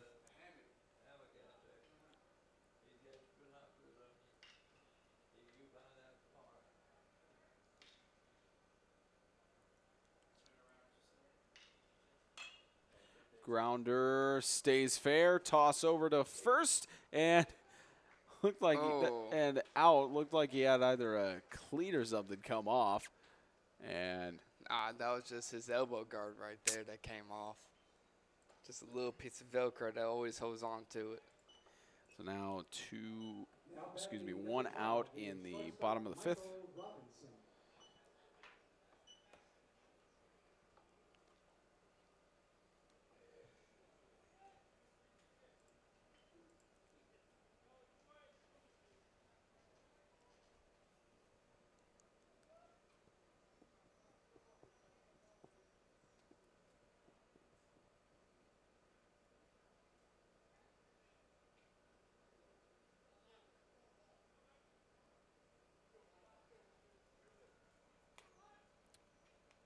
Now Robinson up facing 2 outs, 333 average. And wild pitch. Stays on second.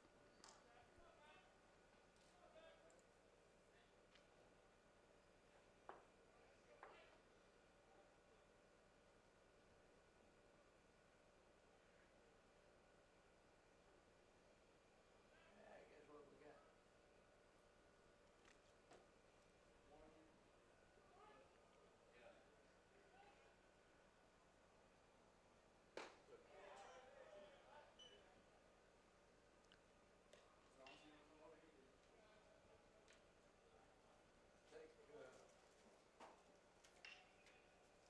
Take this and scoot him out. 1-1.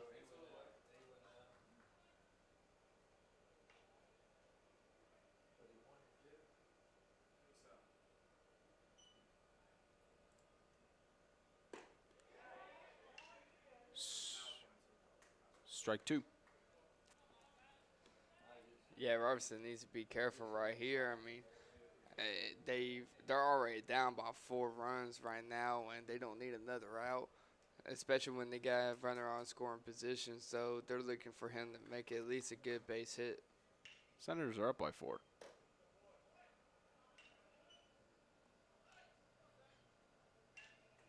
They are, aren't they? Yep. I looked at that. Yeah, wrong. you're thinking the Tigers.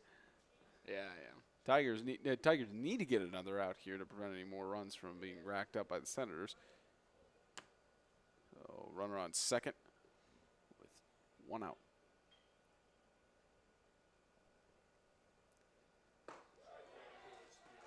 And strikeout.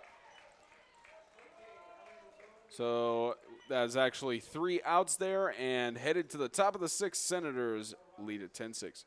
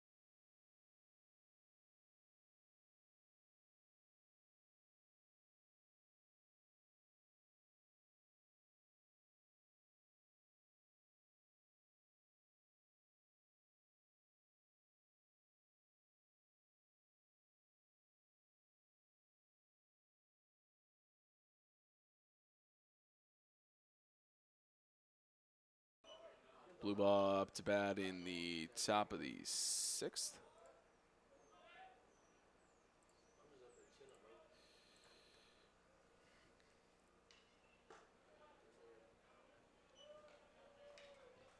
It's going against Petty with a 2.60 ERA.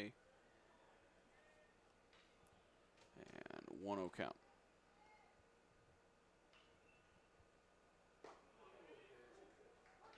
Strike 1.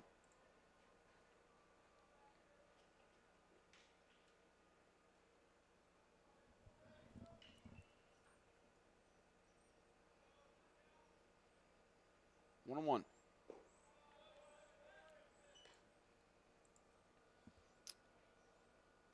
Bluebaugh coming into this game with a 541 slugging percentage, and he's been struck out 31 times. Faces a 3-1 count.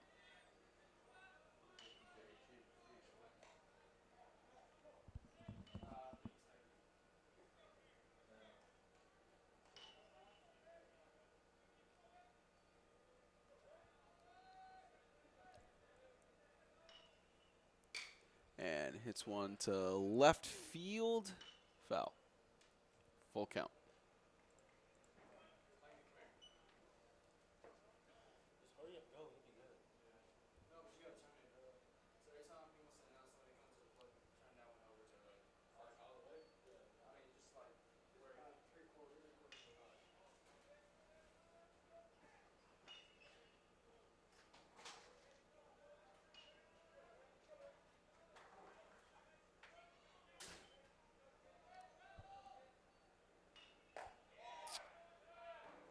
And that's a walk for Bluebaugh.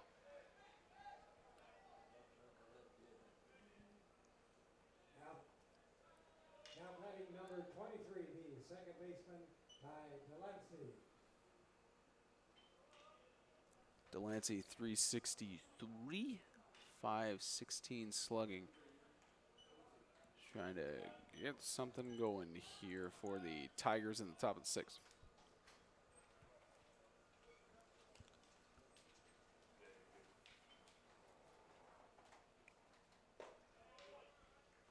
Strike one. And Delancey with 53 RBIs and 3 home runs throughout the season and in yesterday's playoff game. He's been one of the viable players for the Tigers.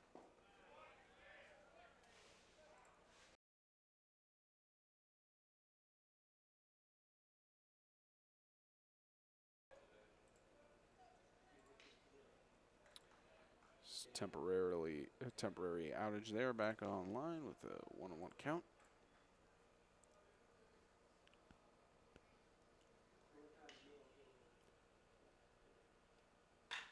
And grounder gets past the second baseman and safe on first and second. The Tigers have 2 men on base trying to shave off the lead in the top of the sixth.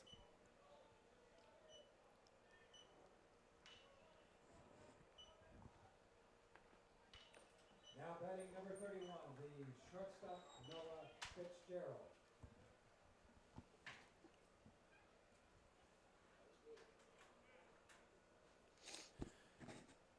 Fitzgerald, 461 with 16 doubles and leads the Tigers with home runs with 6. Strike one.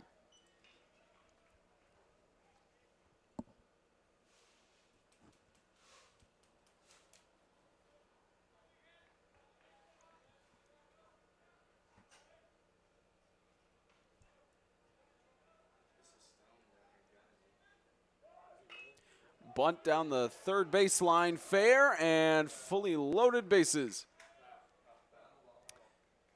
They actually do rule it foul.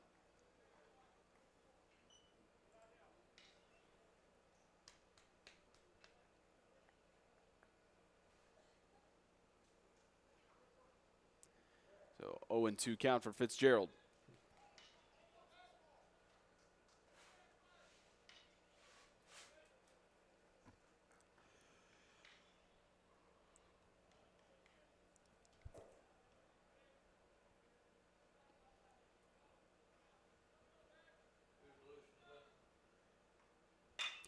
Grounder gets past the shortstop, and the Tigers will send another run home for run 7. Toss past the third baseman.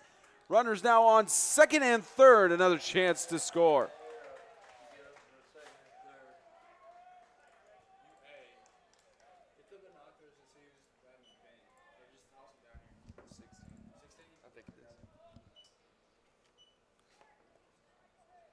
Now batting number 9, the designated hitter, Jacob Holtman.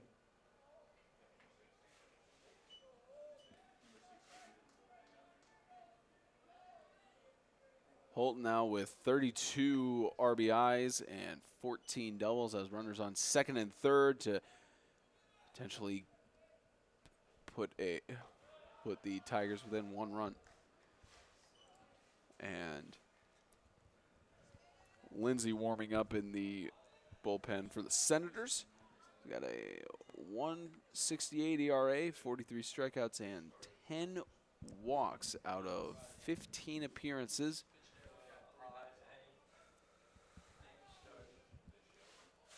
1-0 count for Holton.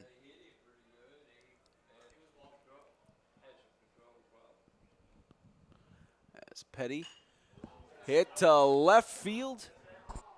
It's fair. The outfielder misses it. Make that run 8 and 9 for the Tigers. A double for Holton, and Chattanooga State is within 1.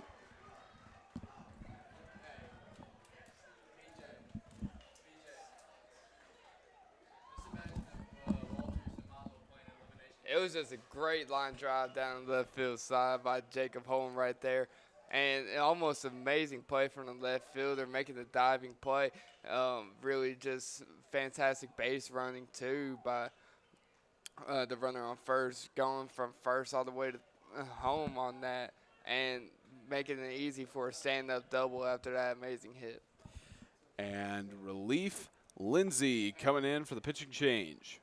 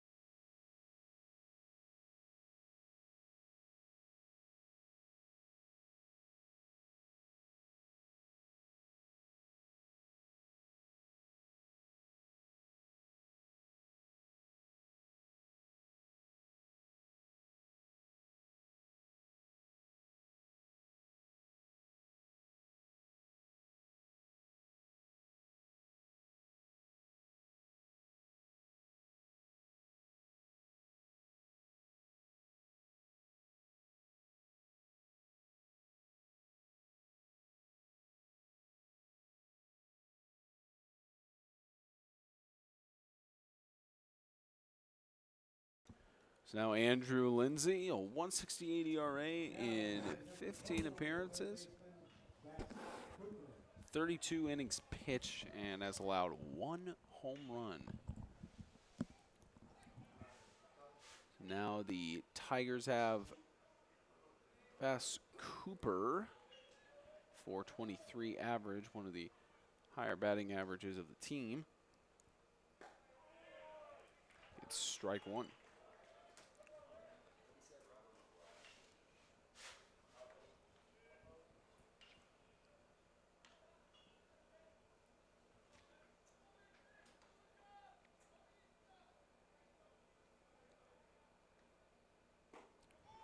Oh, 2. No outs in the top of the 6th. Yeah, Lindsey's consistent of keeping his fastballs up in the high 80s and making sure that his curveballs stay low and keep the mileage in the low 70s too. So you should be able to watch this pitcher maneuver his pitches a lot and really change up the speeds on the hitter. And first out of the top of the sixth.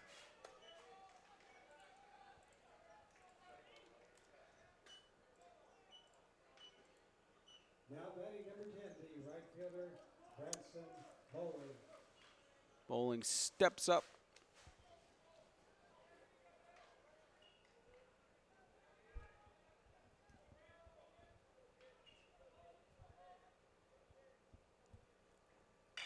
Gets a grounder to third. Thrown to first, out. Second out.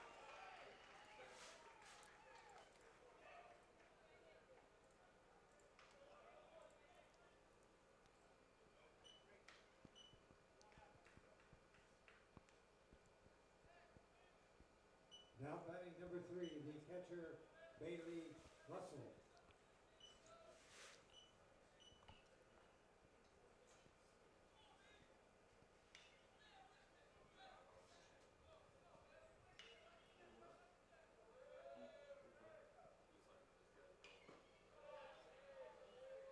One zero.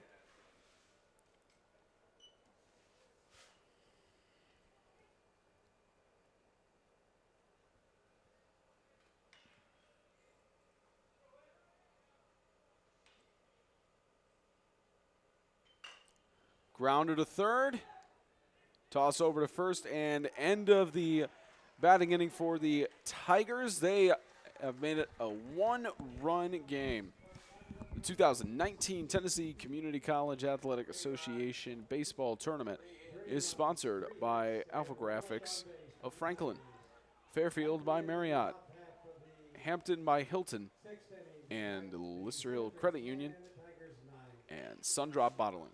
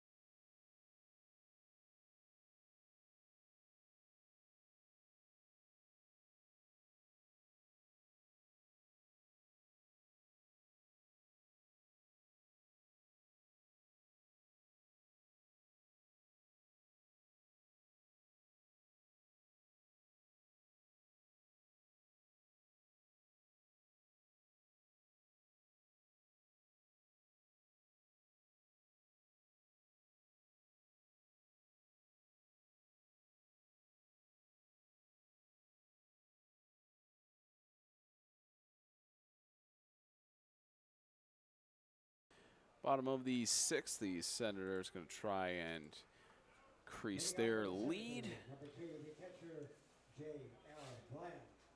Zach Mann stays on the mound. And J.L. Bland ready for the pitch. 327, ball one. 327 average as he tries to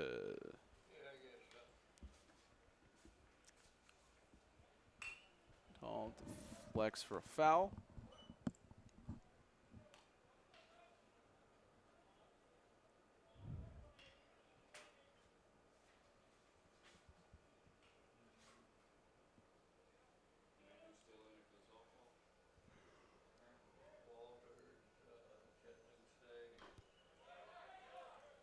Two one.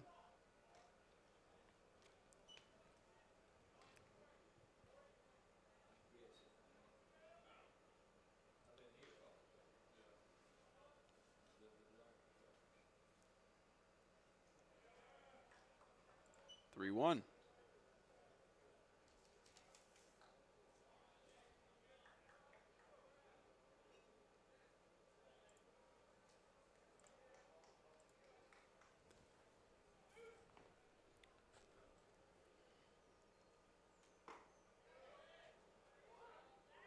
Full count.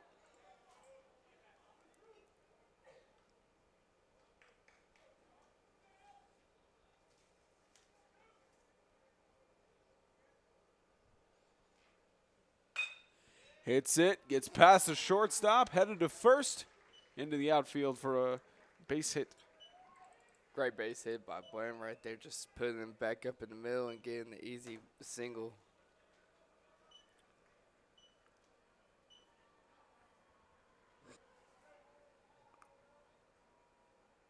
Now batting number Now 25, the Streeter, left-hander, Mason Streeter.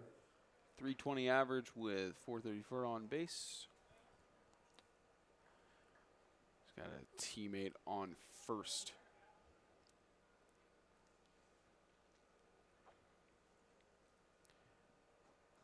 Tigers are within 1 run in the bottom of the 6th. Attempted bunt foul.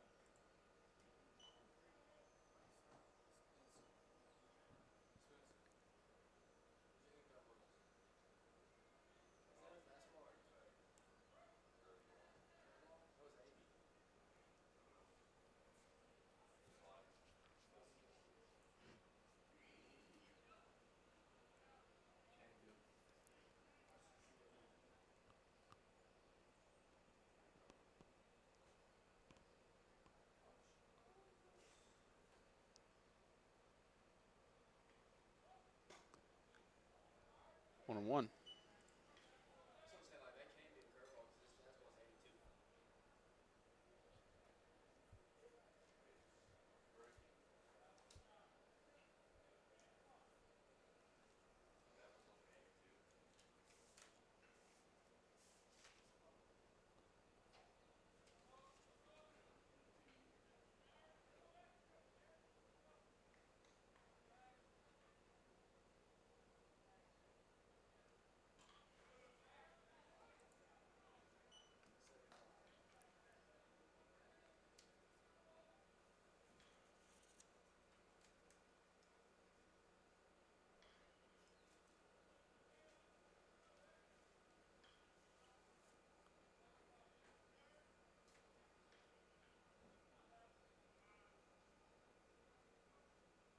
Two one count.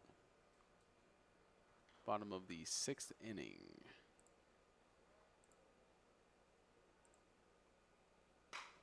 Hits it to deep right center. And heading to third. Safe on first and third. Just a great base hit there by Streeter. I mean, making the runner go all the way to third and just giving him a single and making it an easy opportunity for the next batter up, number 24, Xavier Arnett. So hopefully that he can produce a base hit and hopefully another RBI. He has 33 RBIs thus far with a 294 average and 11 doubles. See if Arnett can get the job done here.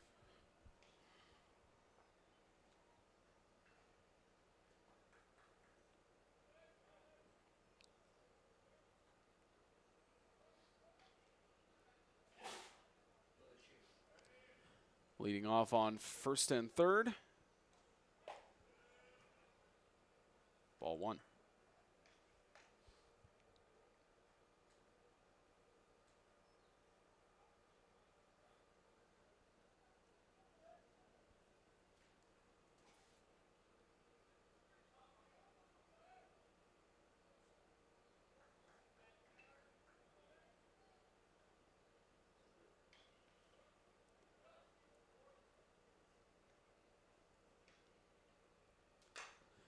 Grounder goes foul.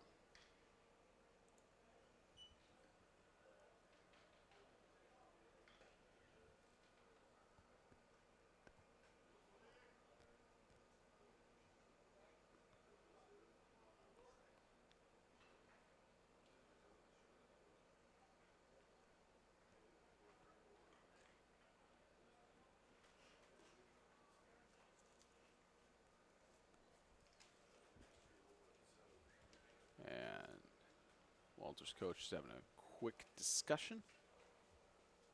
Substituting a designated runner.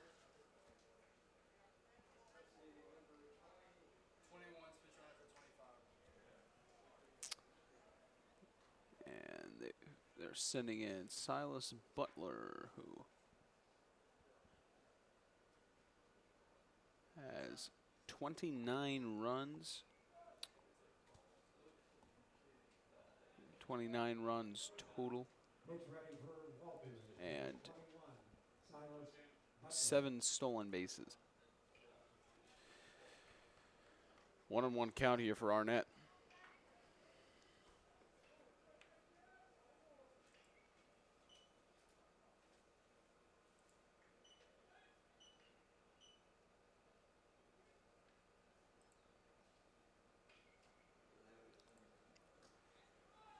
And wild pitch, second base taken.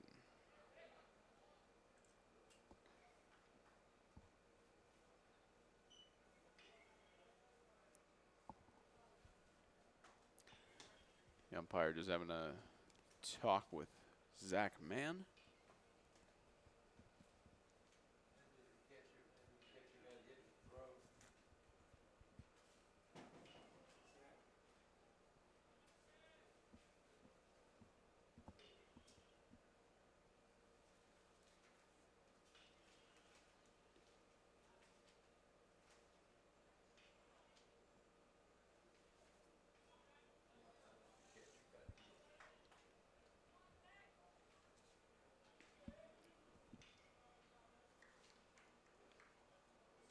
Two one.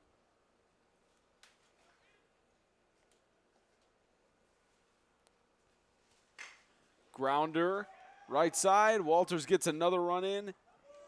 11-9 and safe on first. And how about another one for 12-9?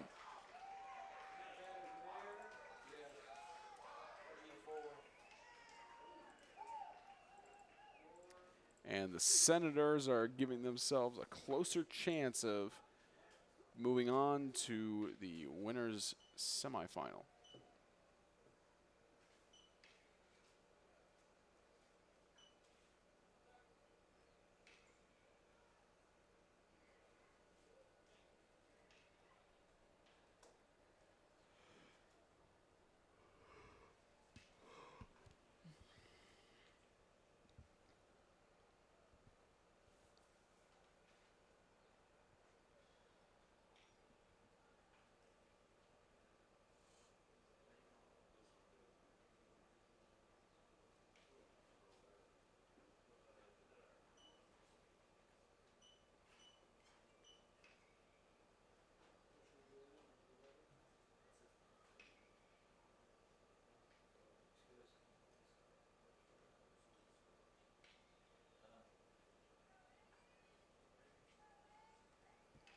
Now batting number 11, the third baseman, Drew Haney. So Drew Haney struck out 24 times, but got 9 doubles and 2 home runs. In the bottom of the 6th with no outs. And toss, attempted steal of second, goes past him. And bullet down to third base. Is he safe? Hey, call him safe. He dropped the ball over at third. And a nice save on third base. A scoring chance here again for the Senators on 1-0.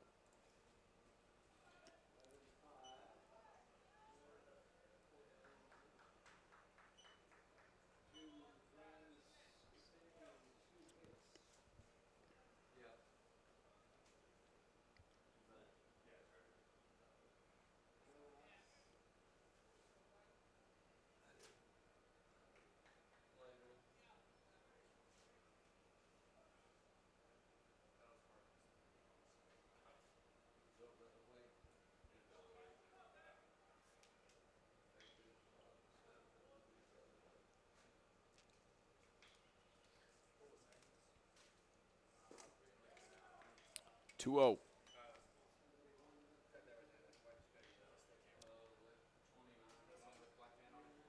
And pitcher warming up in the Tigers bullpen.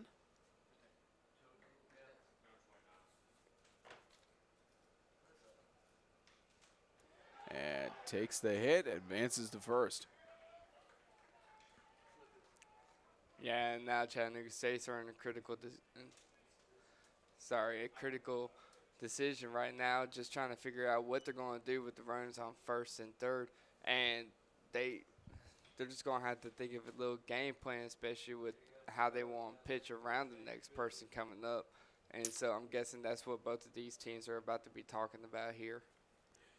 Pitching change for the Tigers.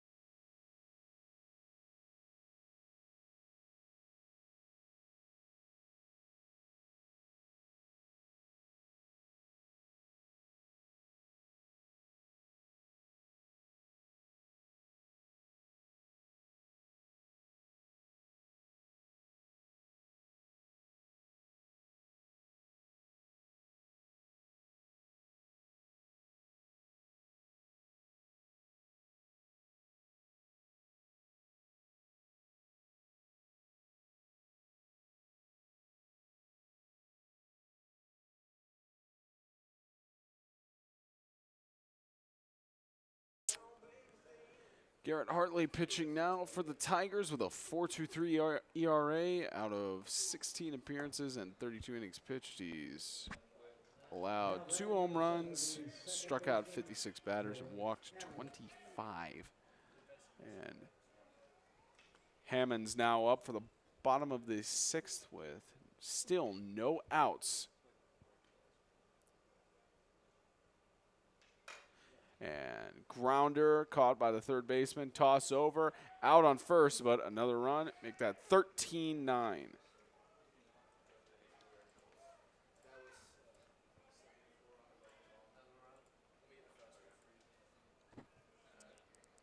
Make that a 5-run lead for the Senators over the Tigers.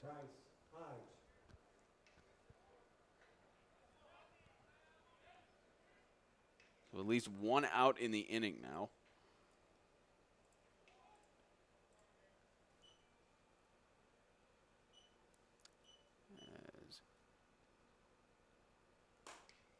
Hodge.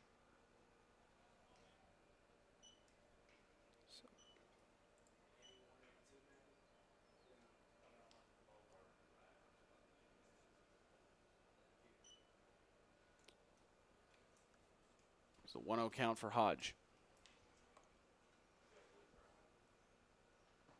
Swing and a miss.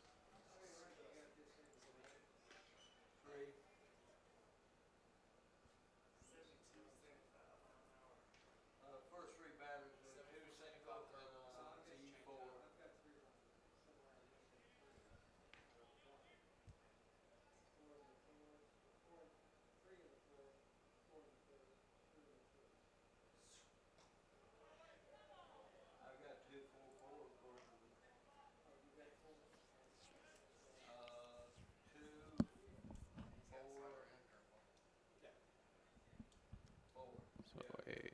2-1 count. What inning you got the fourth one in, you said you had a 3 and what inning? High up. Change 2-1. us. 72.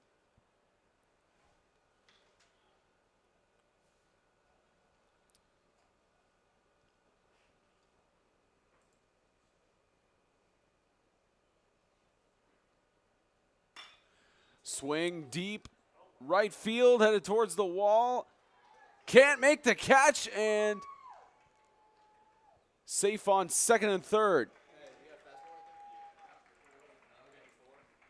Right fielder just couldn't get the catch made, and safe on second and third. The Senators looking to rack up the score even more. Yeah, he had it in his glove and everything. I guess once he had it in his glove, he just couldn't get the feel for the ball, and that sun was in his eyes, and just made it a lot harder for him to keep it in his glove, which ended up making him fall and slip, and then losing control of the ball, and ended up dropping it, having the runner advance all the way to second. Walter State actually could have scored one more from the runner on third.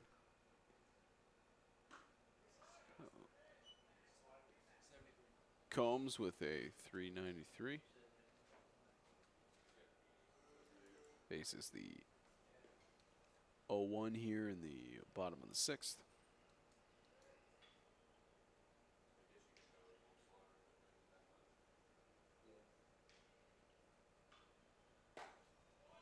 Strike two.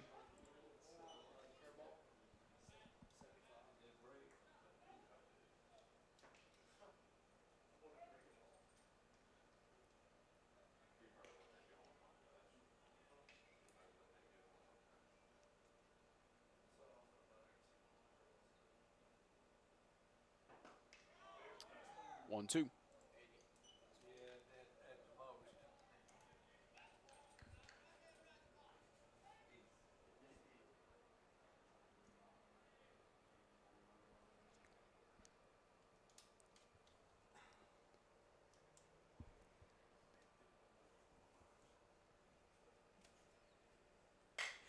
Ground ball, pitcher catches it and makes a decision on home. Out, 2 outs with runners on first and third. Smart play by Harley, giving it up to the catcher and making an easy play at home, and making sure that Walter State doesn't score another run. Now batting number 15, the right fielder, Braydon Runyon. Runyon with a 411 average and 750 slugging. Has 10 doubles and 10 home runs coming into this game.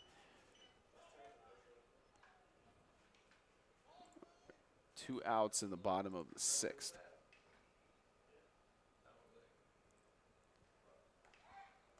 Tag first.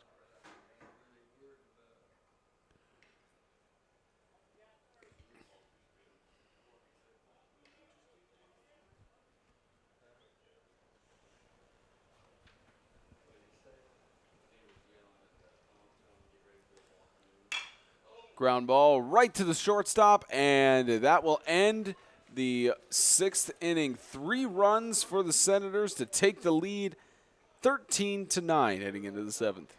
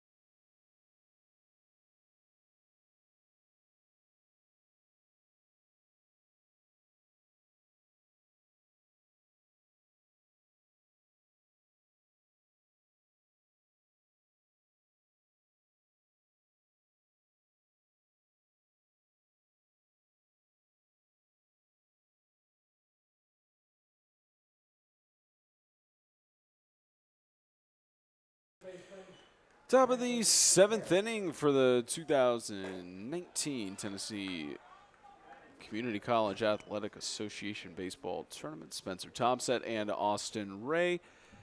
On game 3 of 4, we got one more coming up between the Eagles of Dyersburg and the Green Jays of Jackson.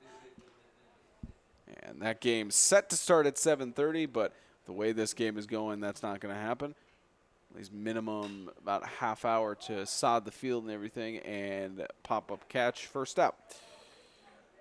But that game is, just to give a little bit of a preview forward, Austin, the game between the Eagles and the Green Jays, they're both fighting for their right to be in the final against whoever wins this game, the final of the winner's bracket, and potentially prove themselves to be a championship caliber team. But Walter State, at least with the way they've been playing, went down at first but have been able to fight back and overcome what the Tigers have thrown at them. The other side of the winners semifinal is going to be a heck of a ball game. Yeah, definitely. The Green Jays are a great hitting team, and so is Dyersburg State. And one of the things that I'm actually excited to see is the Dyersburg State's dugout again, and just how they're with each other the whole time. And it's never quiet over there, and they're always sticking behind their teammates. And so that's something I like to see more from Dyersburg, and just to see how more amplitude they can get with their dugout. And the thing I would like to see with the Green Jays is just making the same great plays that they've been doing. Their team has already hit 2 home runs within this postseason. So that's just something just to watch out for, and to really, you're just going to be expecting a lot. And we're witnessing now with Walter State and Chattanooga State, Walter State coming back from the first 2 innings, and now they've been up ever since, winning 13-9 right now, and could possibly, if they do better, if they do what they have been doing in the 7th inning, they can end it right there. But as of right now, you can just kind of see the upsets that's been happening along, especially with the Green Jays starting off in the wild card round, and now they're making their way up, and then they're on their way up to the winners bracket, and only have to win 2 more times to win the winners bracket, and then go to the championship. So it's going to be a really hard-fought battle between the Green Jays and Dyersburg, and just how it has been here with Walter State and Chattanooga State. And the Tigers have a runner on first. They 1-2 count now. And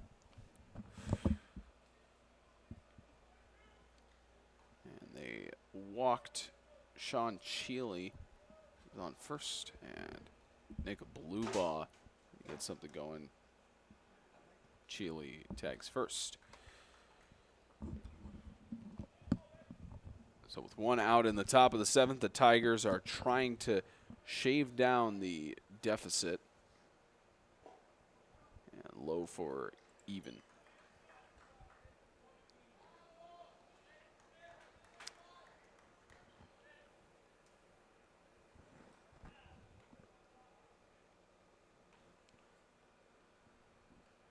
Now, we've heard a little bit of jabber from the Chattanooga State Tigers and their dugout this game. Not as much from Walters. They're more of a quiet ball club that's more focused in. And Motlow State still in it, so there's the potential for them to face off against as a grounder, take it to the shortstop, safe on first. Yeah, there's always potential when it comes to that, and really there's a potential for Dyersburg dugout to really just be more hyped up and ready to play. And while you see some of these other teams, yes, they're loud, but they're not as loud as Dyersburg State. It's just really a mental game of how one person sees it.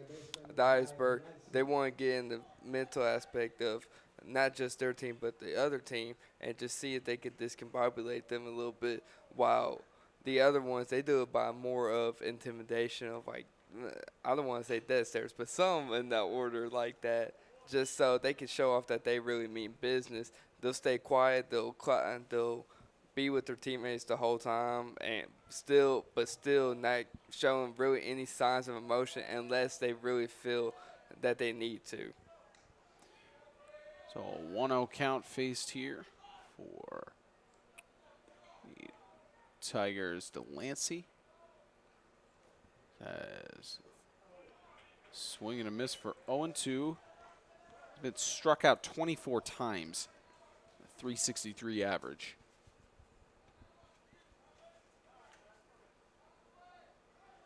Runners on first and second to try and get back in this game.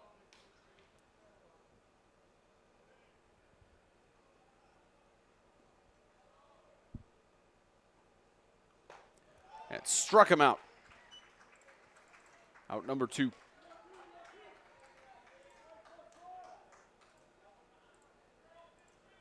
So runners on first and second.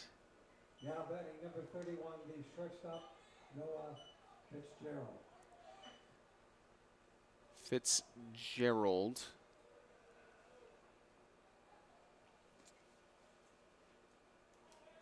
It's a 5-12 on base. And still leads the team with 6 home runs. 3 for 4 tonight.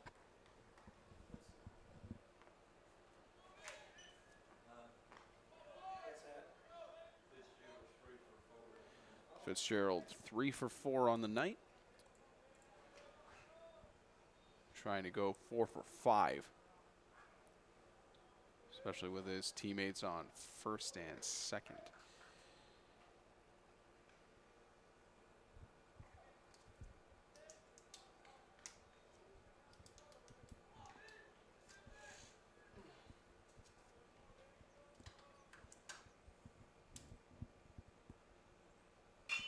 And hit to right field is going to go foul, and 1-1 count.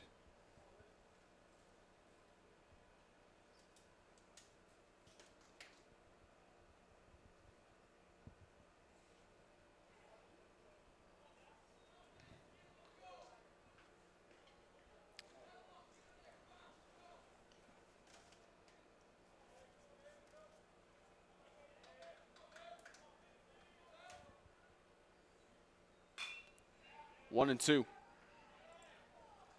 Lindsey's fastball, 86-98. Curveball, 74-76. I thought we already had 2 strikes on him. Better have swing.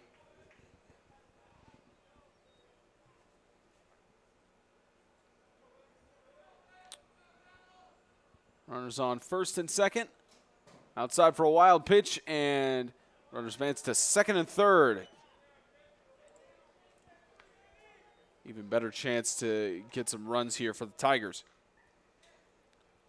Yeah, definitely. Even though there's only 2 outs, it's just really trusting the hitters right now of getting the base hits and doing their job of bringing every run as fast and as much as possible, especially before you get into the later innings, such as the 7th and 8th inning, which you're about to head to now. There's out of the park, but not fair. The roof gets a break this time for the hospitality canopy. We can still see the 2 baseballs on top of there. Somebody will get them eventually. 2-2. Full count. We see the bases loaded or potential strikeout here. Andrew Lindsay tries to keep his ERA below 2.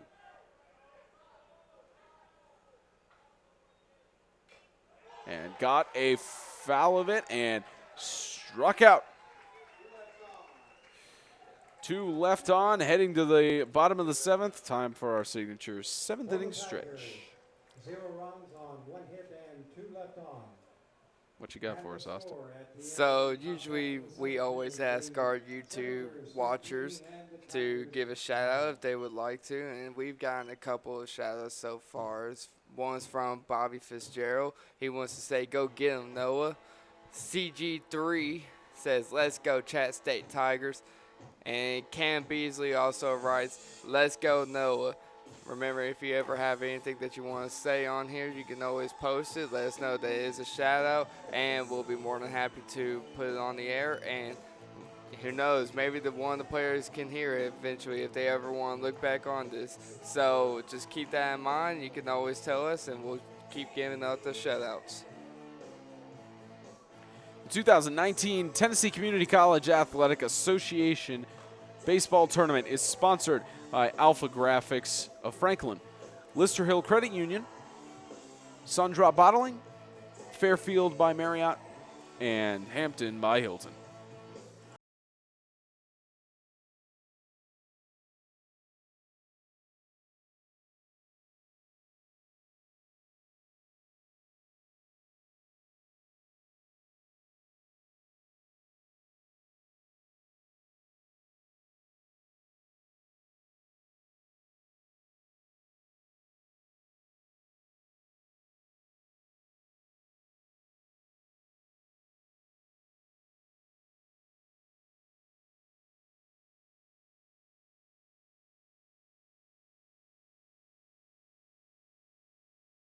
Bottom of the 7th, and Robinson leads off for it.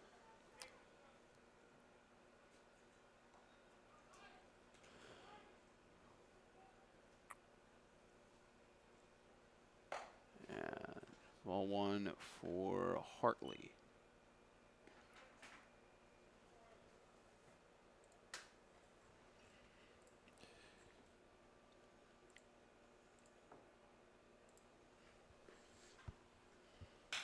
And pop up to center field. Catch, one out.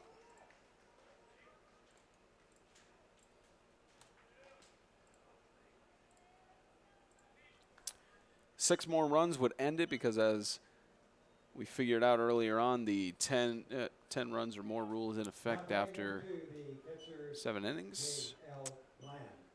And with the way the Senators have been scoring per inning, getting 4 each is very possible that they could get 6 and 1.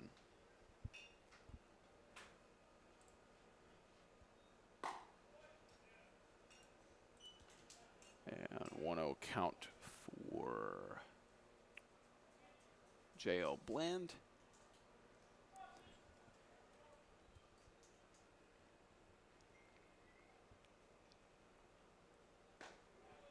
One.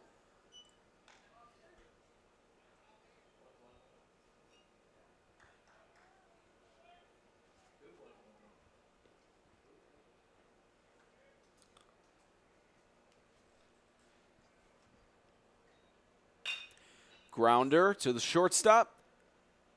And he's out. Barely missed the tag. I honestly thought that the runner got there beforehand, but he's there. Umpire's there for a reason, and I'm up here for a reason. He's there to make the mistakes, and I'm here to criticize him. Silas Butler up to bat. I was going to say, because you're here to broadcast, and he is there to officiate. Maybe in your world. Everybody has their place. I know. 1-0.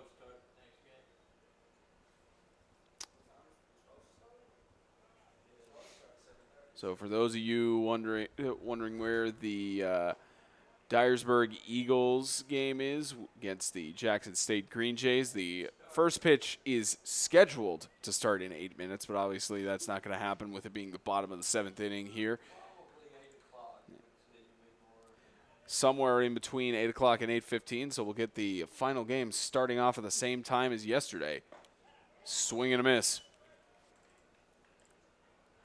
As the Senators and Tigers have given us what's been a fantastic high-scoring game thus far, the Senators have a control by 4 runs. At the bottom of the 7th, they have a chance to continue to rack up the runs here. Grounder gets past the pitcher and attempted dive. Is he safe? Yes. Base hit with 2 outs in the bottom of the 7th.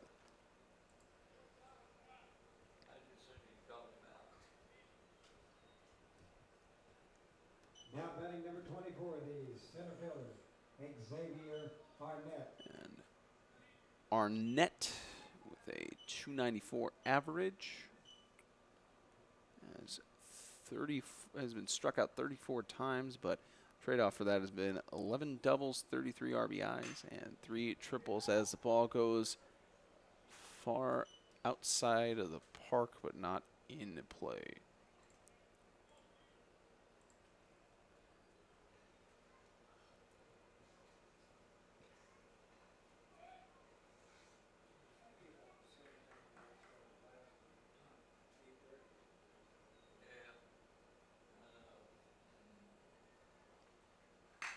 And gets past the shortstop out to the outfield.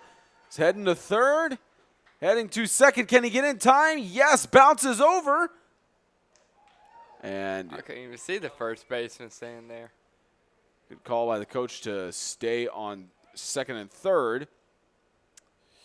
With runners on the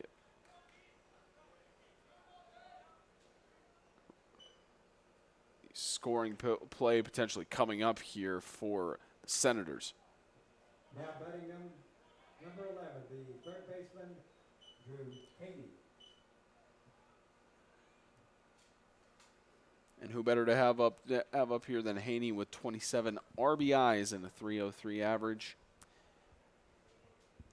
Really, there is no one better right now just because of his RBIs right now. And he could really take one deep if he could, too. 2 home runs already and 303 average. And he's going to be lethal when it comes to runners on second and third.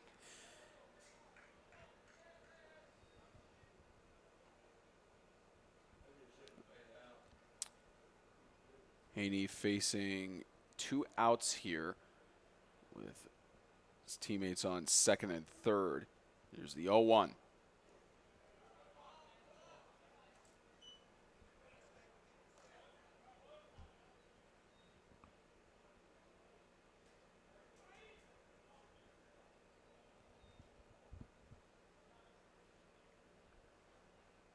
Even count.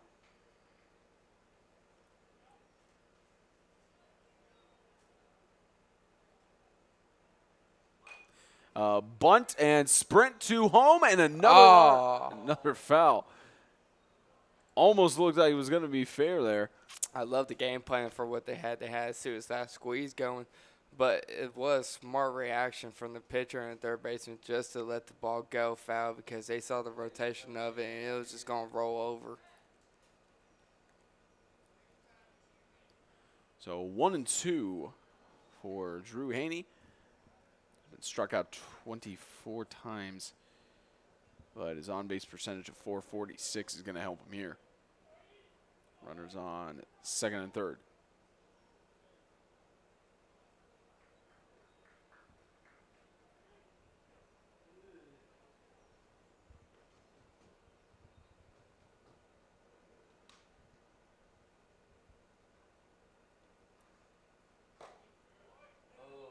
Even count.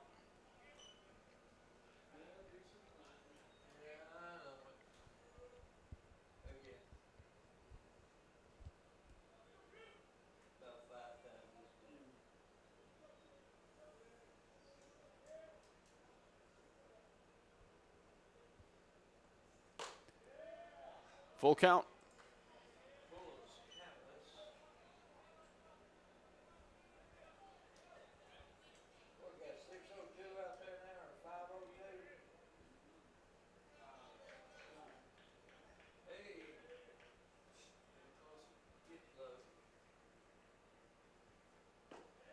And that's a walk, bases loaded. And Jerry Hammond's coming up. 75 hits, has the most at-bats, a .403 average with slugging of .677, 11 home runs, 47 RBIs.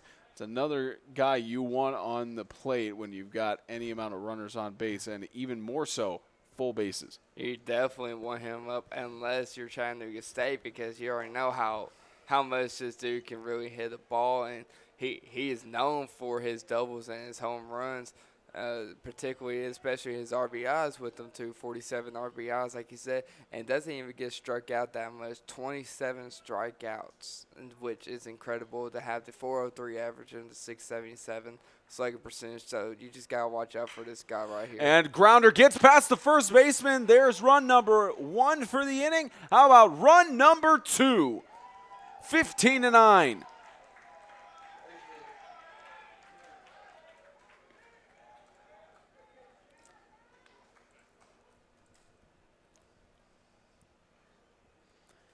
Runner on first and third with Hodge up at the plate.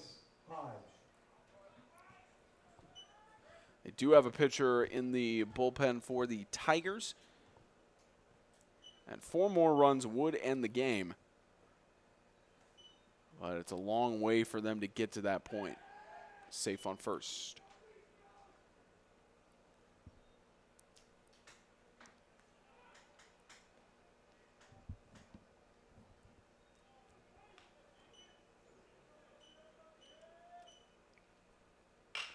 Grounder gets past the shortstop and third baseman. How about run number 16 total? Runners on first and second.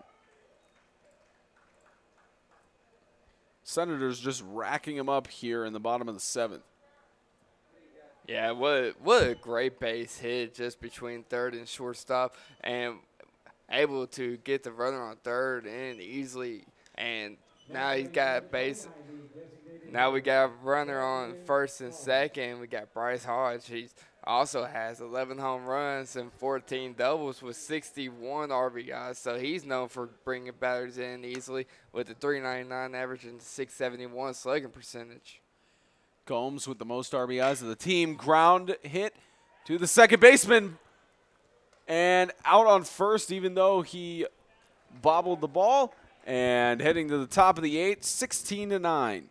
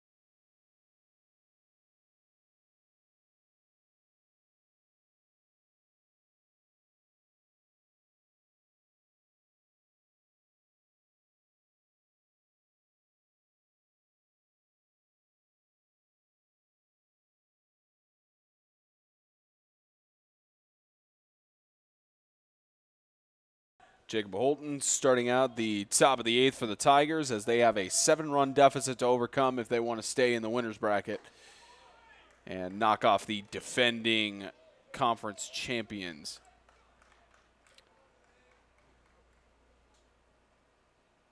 It's going to be a tough route for that foul.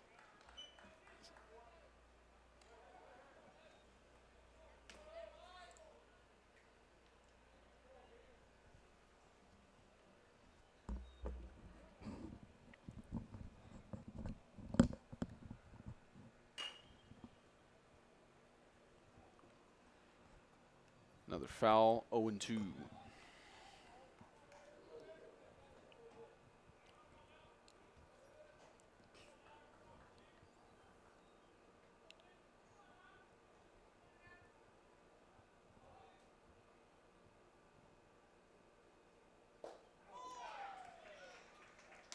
And struck him out.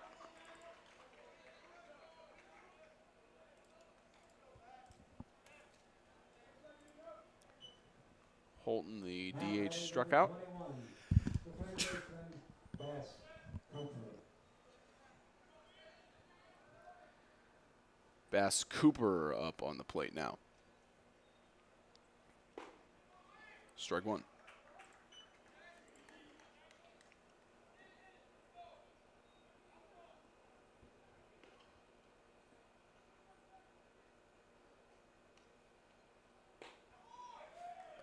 Strike two.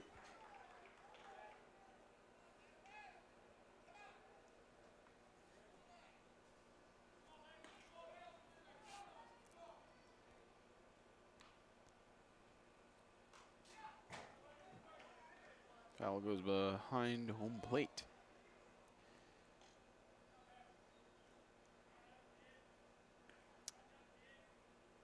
I still wonder if Haynes was purposely throwing that baseball toward our camera. It does seem foul like it because again. he never did it right afterwards. Yeah. I wonder if that was intentional, just to make a point about not liking cameras.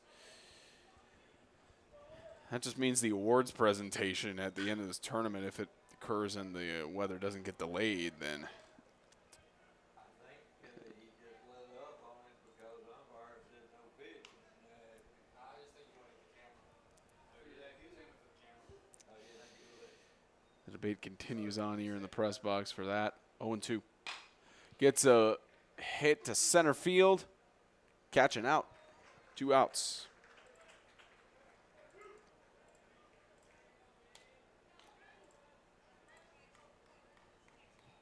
Now batting number 10, the right fielder, Branson Bowley.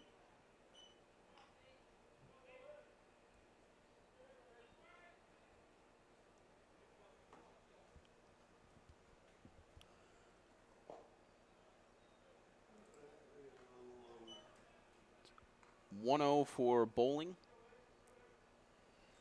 It's a 362 average.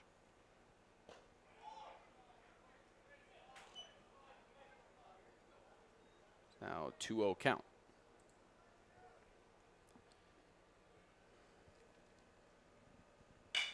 Grounder gets past the pitcher, picked up by the shortstop. Toss over. You get him in time. Yes, he It's an out. did.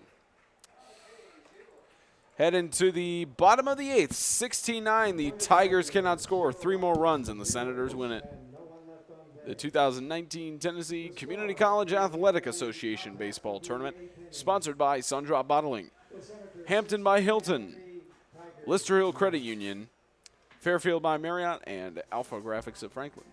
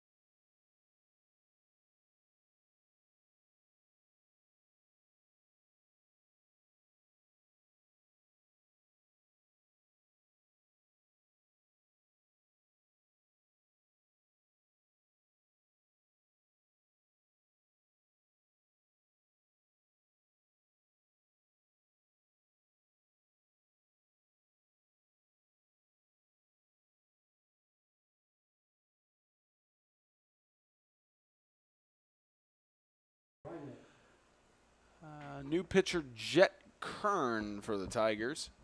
He has a 7.13 ERA with 12 strikeouts and 5 walks out of 8 appearances. And Runyon up with a 4.11 average. Has 51 hits. Faces the 2-0, the bottom of the 8th.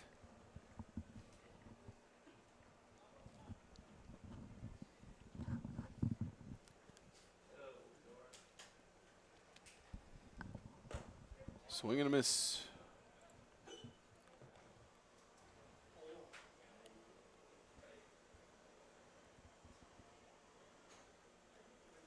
Count is 2-1.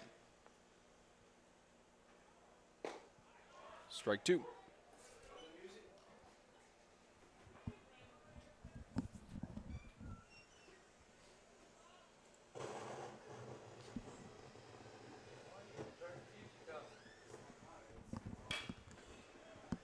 Grounder fouls.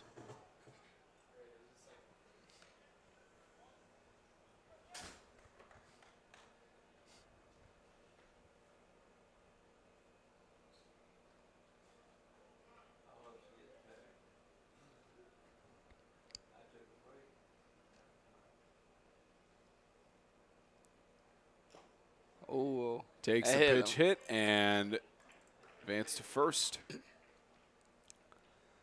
Now remember, if Walter State does score 3 more runs, then the game is over. But if they don't, then all they gotta do is just hold them off on the next inning, and then they still win.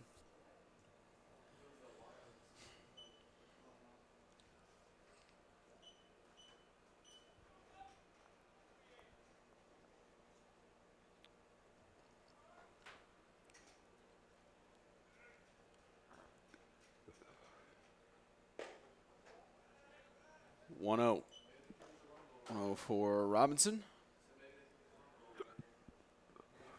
333 average coming into today. The Senators have a leadoff on first. And pop up for the even count.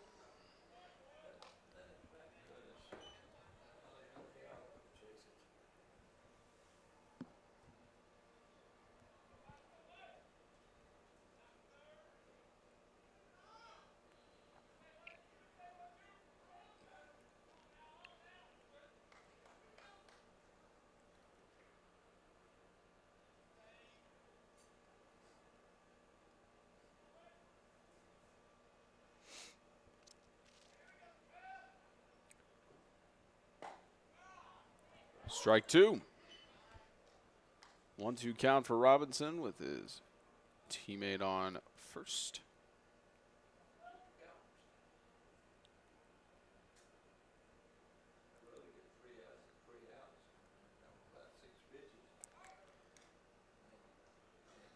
Safe on first.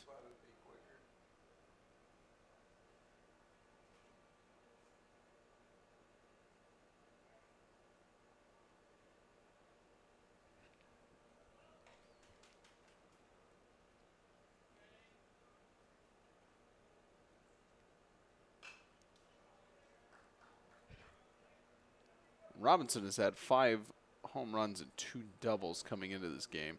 With whenever he gets on base, it's dangerous because he's had 7 stolen bases.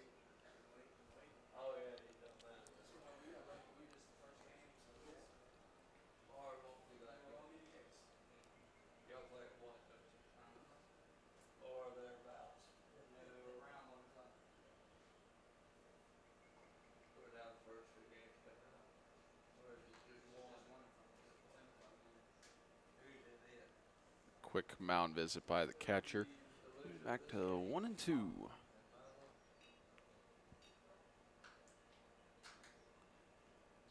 One more. Looks like one more visit to the mound by the catcher.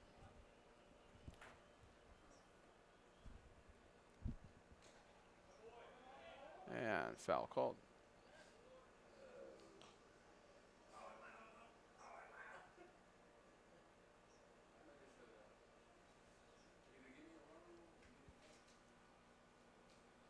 looks like Robinson pulled something in his knee. He's trying to walk it off.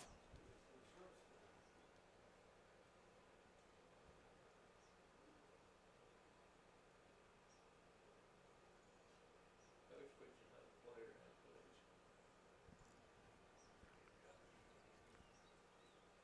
Plenty of rest. You're up 7 runs.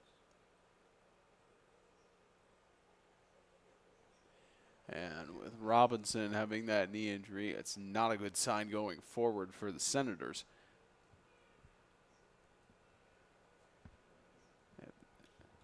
We'll have to bring somebody in, and hopefully he'll be good enough for tomorrow's game, whether they face off against the Chargers, the Eagles, or the Green Jays. It looks like he's back up to the plate and ready to go. Stretching out his knee a little bit. 1-2. I know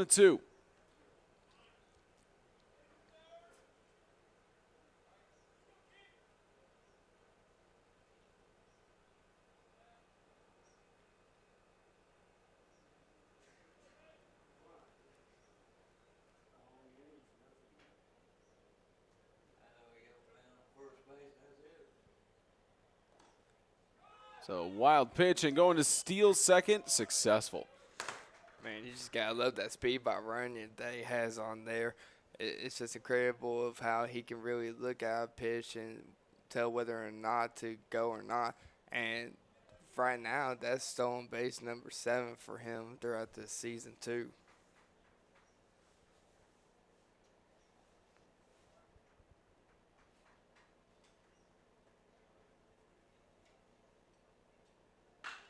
And a huge hit to center field. It's on its way. And caught for the out, tag second.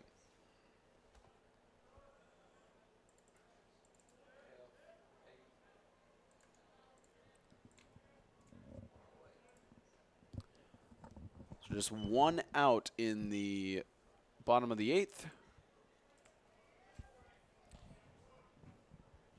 Now batting number 2, the catcher, J.L. Bland. And Bland with 6 stolen bases, not been caught once. This is a 1-0.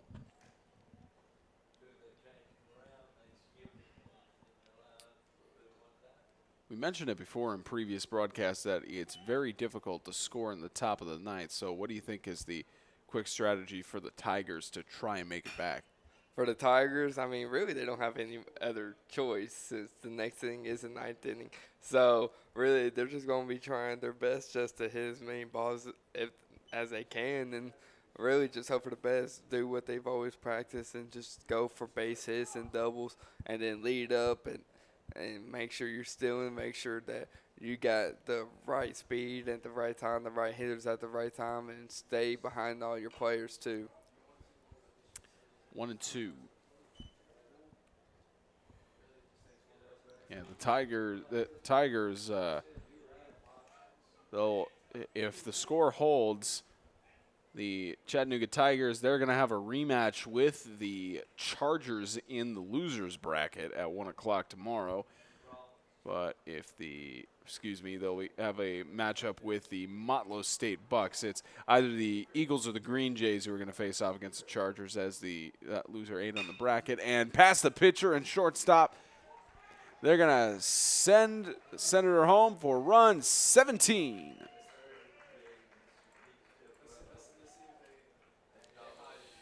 Yeah, but looking at the bracket here, Columbia State will face off against the winner of the loser of tonight's night game, either the Green Jays or the Eagles, which is going to be it's going to come right down to the wire for that one. Yeah, especially. And the thing is that both the Eagles and Green Jays, they're really good at hitting. So we're just going to see a lot of hitting strategies today. We're going to see a lot of pitchers pitching around from each other. And another thing is that you also got to think that Dyersburg, they did good on their last win. They did what they were supposed to do. They played defense really well. They started hitting really well. Green Jays, they were on and off with Motlow, and so that it just really brought up the encouragement now, finally winning in the ninth, 7-4. So now they got the energy that they need. Pop up catch, tag first. 2 outs in the bottom of the 8th.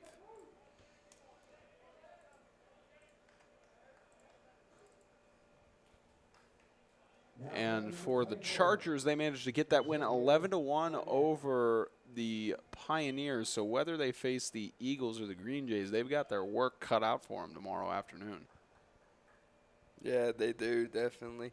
Is for any part of this game, it's really just going to be the different strategies that each one's going to have to take, because you got to figure out who's pitching and how well they pitch. And so you're just going to have to really look at your hitters and be like, okay, this is so-and-so. You're going to have to figure out what they like to do, read the scouting reports and everything, and just make sure that you communicate with your players real well about what's going on. That's the 1-1 count for Arnett. 294 average.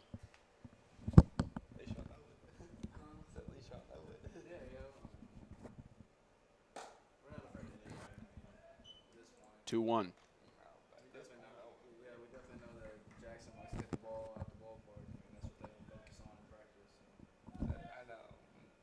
Freaking CJ CJ Clark, man, he's hitting one real real deal. Some big boys over there. DJ Wright's pretty good too. 3-1. Had a friend over there last year. Arnett seeing 2 outs here in the bottom of the 8th. We played summer ball together. He's hurt this year, but he's here. I know. My sister's actually married to his brother. Really? So we're kind of close now. Strike 2, full count. I guess by law we are. So a runner on first. So what? Home run would make the game over. And we've seen Arnett hit two home runs throughout the entire season, maybe looking for number 3. And there's a pop up, going foul, and that's the end of the 8th inning. The Tigers are 8 runs away from tying it up, but also 3 outs away from heading to the losers bracket. One left on.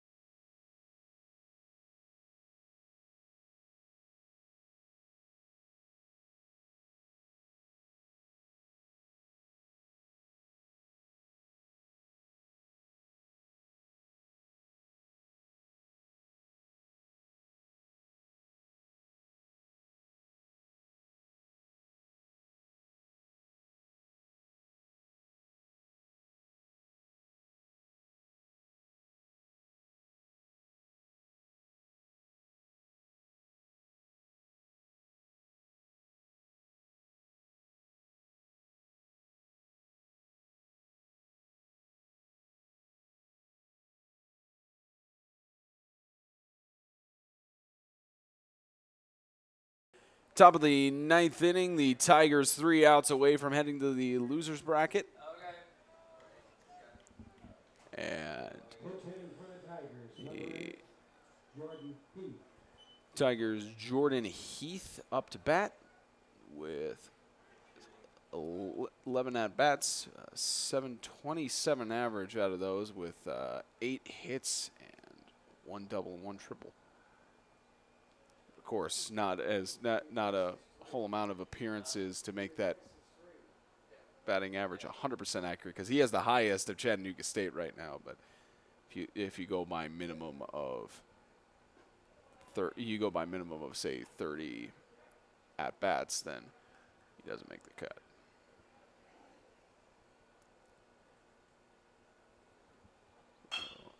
Lindsey, and right past the pitcher, base hit for Jordan Heath. I almost got behind the back catch right there on the ground ball.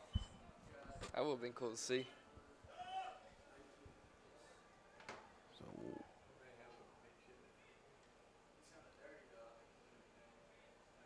Now batting number 19, the first baseman, Brandon Parrott. Brandon Parrott up next. 289. And it's a piece of it there for the 0-1.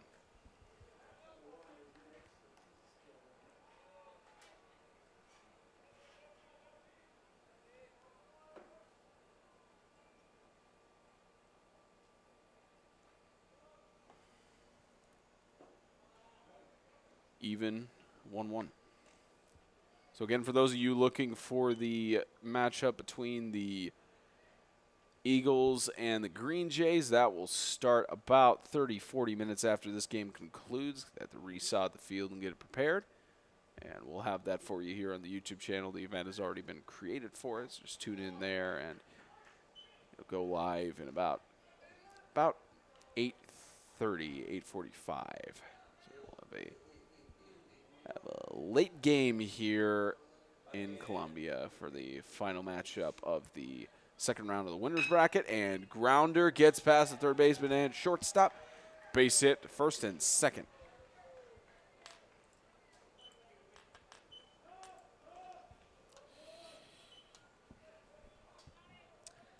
Parrott got the base hit on that. Now batting number 1, the center fielder, Sean Cheeley. And Sean Cheeley steps up with a slugging percentage of .453, entering into this game with 161 appearances to start off. He's been up however many times, and strike one.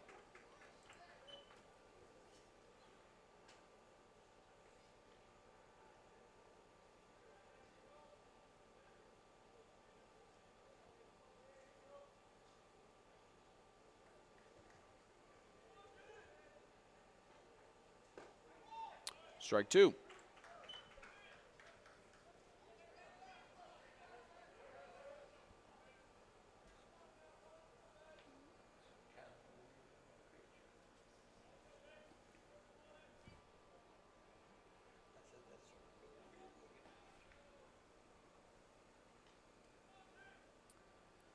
Oh, 2. First ball. Runner on first and second for the Tigers as they are down by 8 runs and need a masterpiece here to get the W.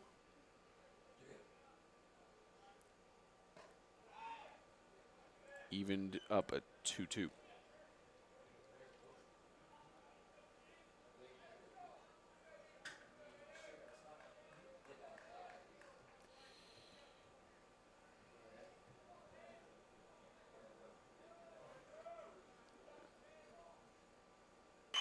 So grounder gets to the shortstop and toss at first. And runners on first and third for only 1 out.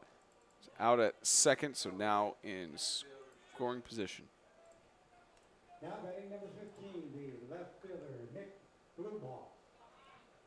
So now Bluebaugh up with his season and playoff total of 43 RBIs. He's trying to get a score on the board here to spring some life into the Tigers.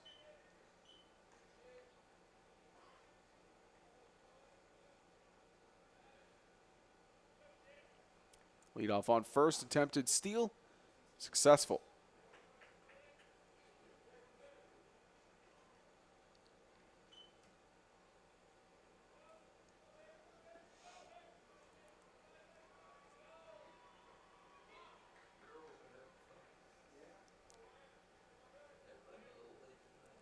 Here's the 0-1.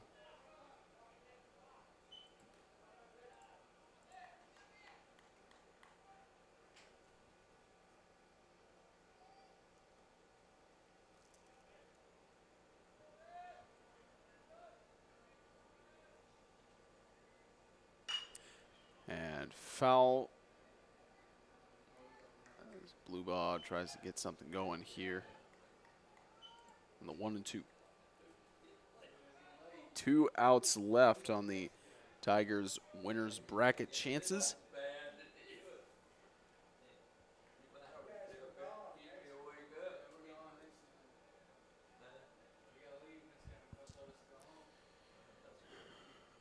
Runners on second and third. Even count. I'll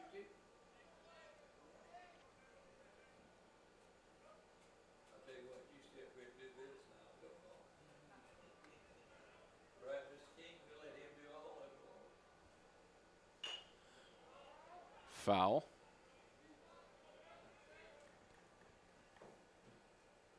Essentially 2-2 with runner on second and third. Senators lead by 8, looking for a spot in the winners bracket final. And a pop-up. Catch and tag to second and third. One more out.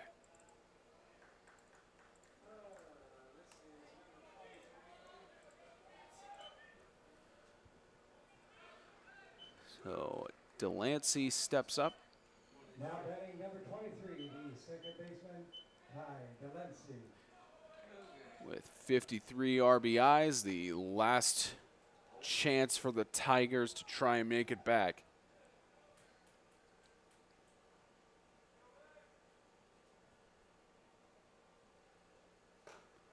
Swing and a miss.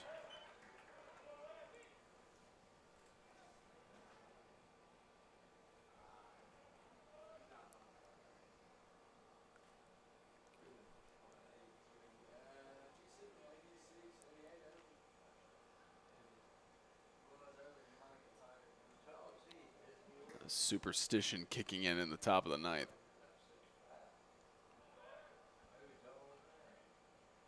Oh, 1.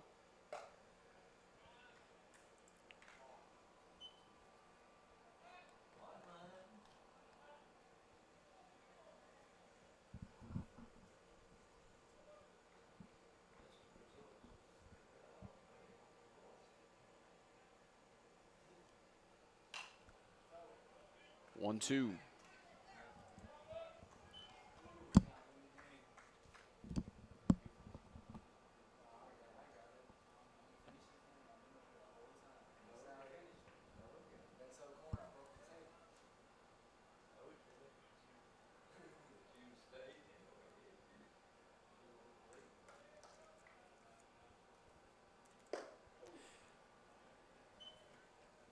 Even count. Twos are wild again.